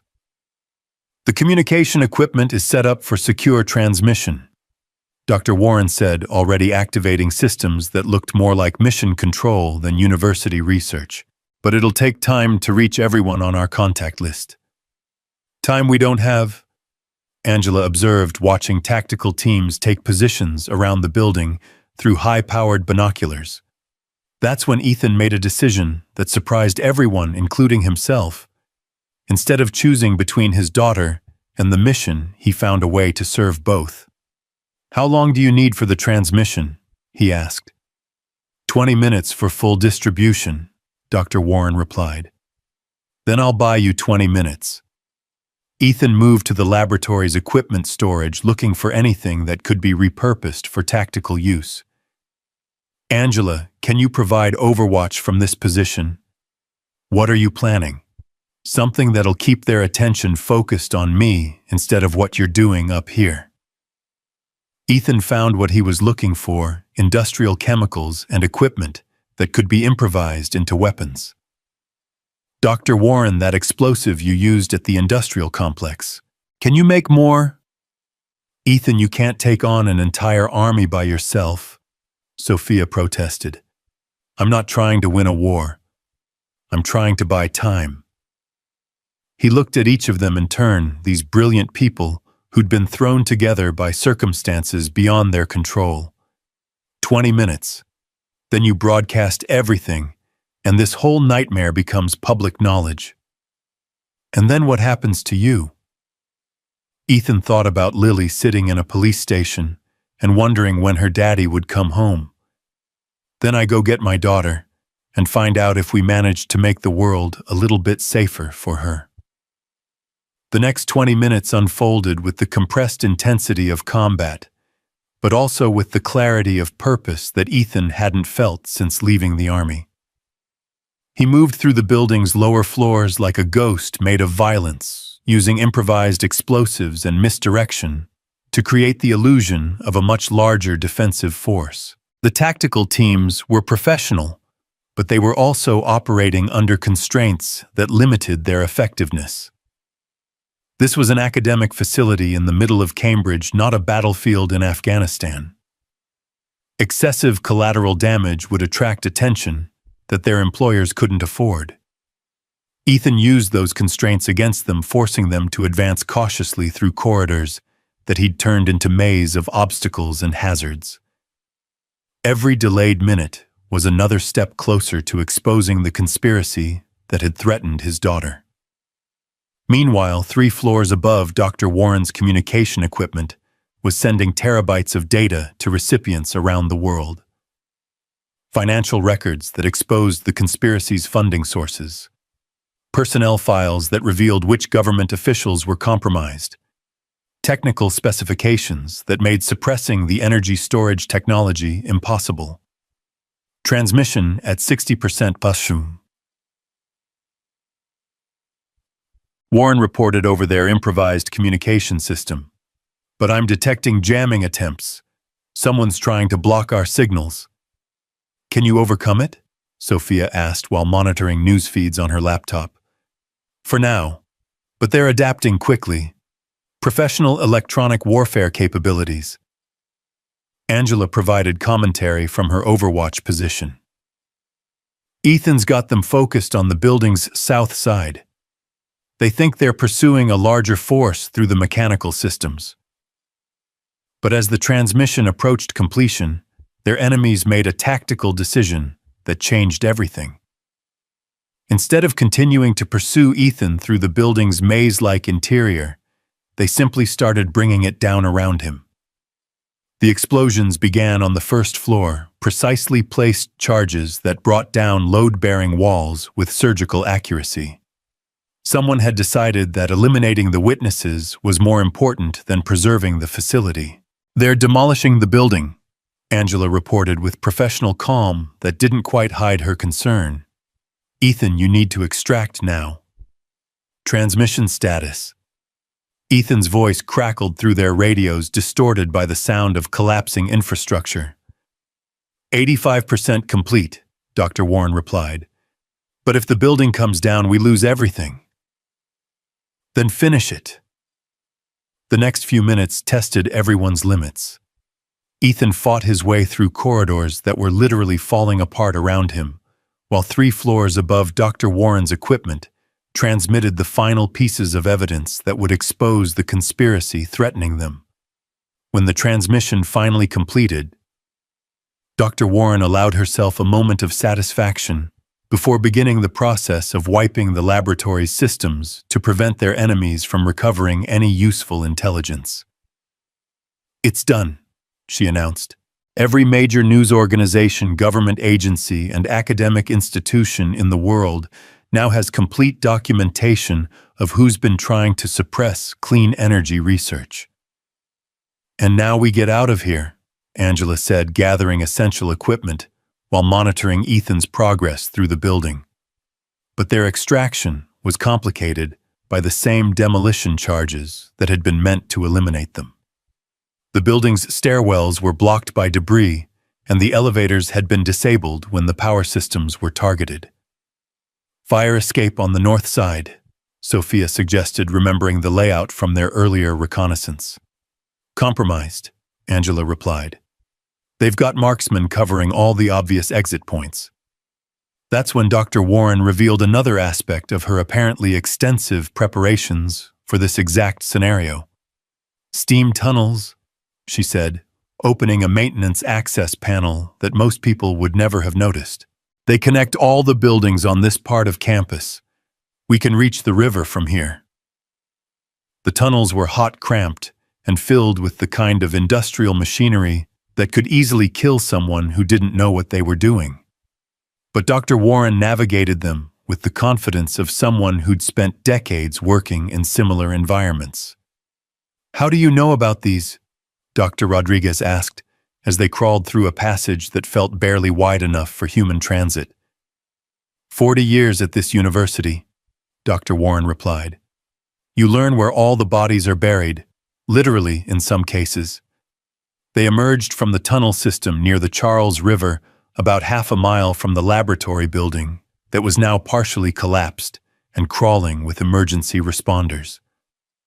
In the distance, sirens wailed as Cambridge police and fire departments responded to what appeared to be a terrorist attack on one of America's most prestigious universities. "Think they bought it?" Angela asked, watching the emergency response through binoculars. "Bought what?"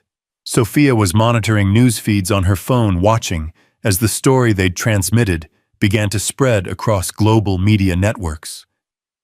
"That we were killed in the building collapse," Ethan explained finally, catching up with the group after his harrowing escape through the demolition zone.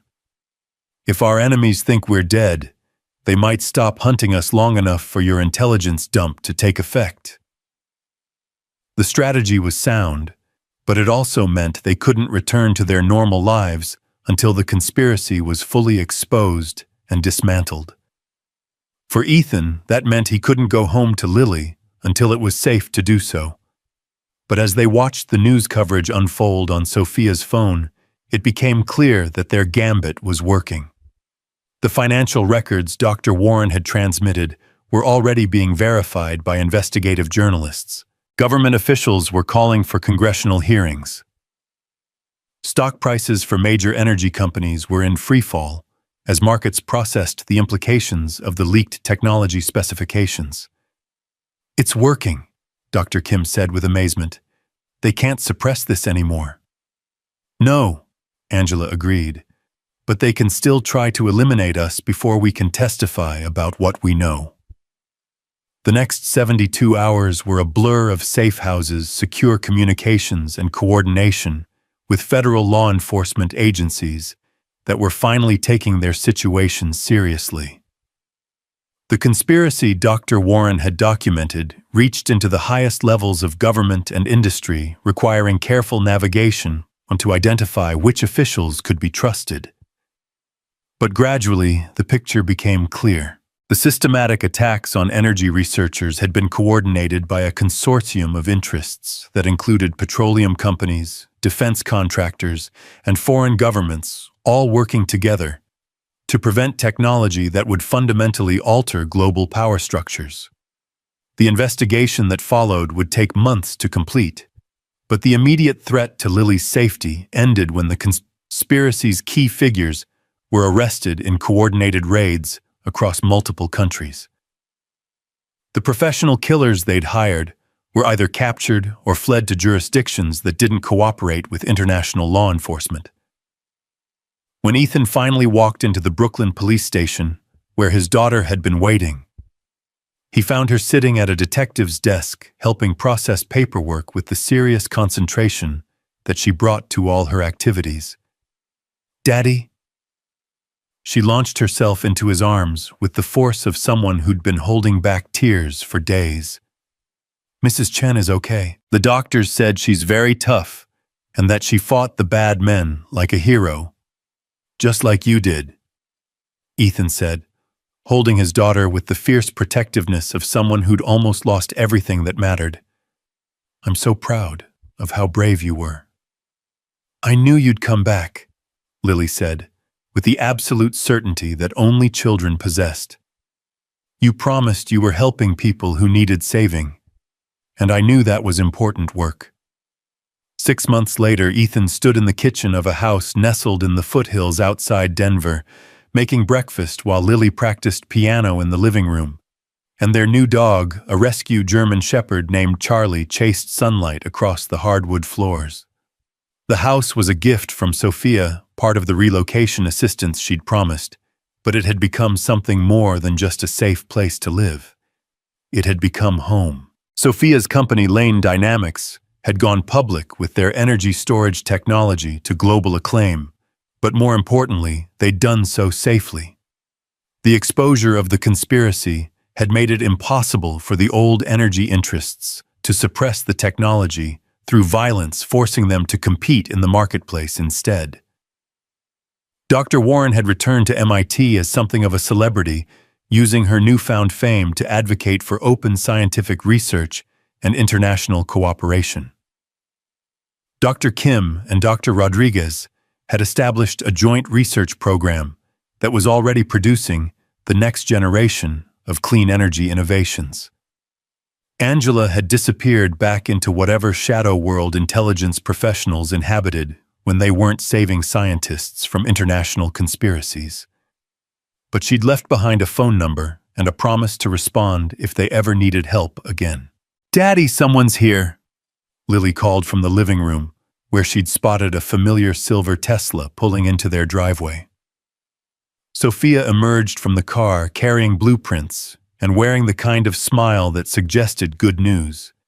She'd taken to visiting every few weeks ostensibly to discuss security matters, but really to check on the family that had risked everything to help her. "How's the future of energy storage?" Ethan asked as he opened the door. "Bright, literally." Sophia spread her blueprints across the kitchen table, revealing plans for a manufacturing facility that would bring her technology to market faster than anyone had thought possible. "We're going to change the world, Ethan. Cars that never need to be recharged, homes that can store solar power for months, entire communities that are completely independent of traditional power grids. And the people who tried to stop you, serving prison sentences or hiding in countries that don't have extradition treaties. Either way, they're not a threat anymore." Sophia looked around the kitchen, noting the signs of a family that was finally secure in their safety. "How's Lily adjusting to Colorado?" "She loves it. Already made friends at school, joined the junior astronomy club, and convinced me to adopt Charlie." Ethan gestured toward the living room, where his daughter was now reading to the dog from one of her science books. "She says she wants to be an engineer like you when she grows up." "Smart girl. She could probably teach me a few things about courage." As the afternoon wore on, they talked about the future, both the technological revolution that Sophia's work would bring, and the more personal question of what came next for a former soldier who'd discovered that some battles were worth fighting, even when they weren't officially sanctioned by any government. "I've been thinking about your offer," Ethan said finally. Sophia had offered him the position of Chief of Security for Lane Dynamics, a role that would let him use his skills to protect innovation instead of destroying enemies. It was meaningful work with good pay, and it would allow him to be present for Lily's childhood in ways that his military service never had. And, "I accept, but I have conditions." "Name them." "Lily comes first. Always. If there's ever a conflict between what's good for the company and what's good for my daughter, she wins." "Agreed. What else?" "We make sure this technology really does make the world better. Not just more profitable, but actually better for people like Mrs. Chen and the teachers at Lily's school and all the families who are struggling to make ends meet." Sophia extended her hand with a smile that carried genuine warmth instead of just professional courtesy. "Mr. Cross, I think you're going to make an excellent head of security." That evening, after Sophia had returned to her hotel and Lily had gone to bed with Charlie sleeping on the floor beside her, Ethan sat on the front porch of their new home and watched the sun set over the Rocky Mountains.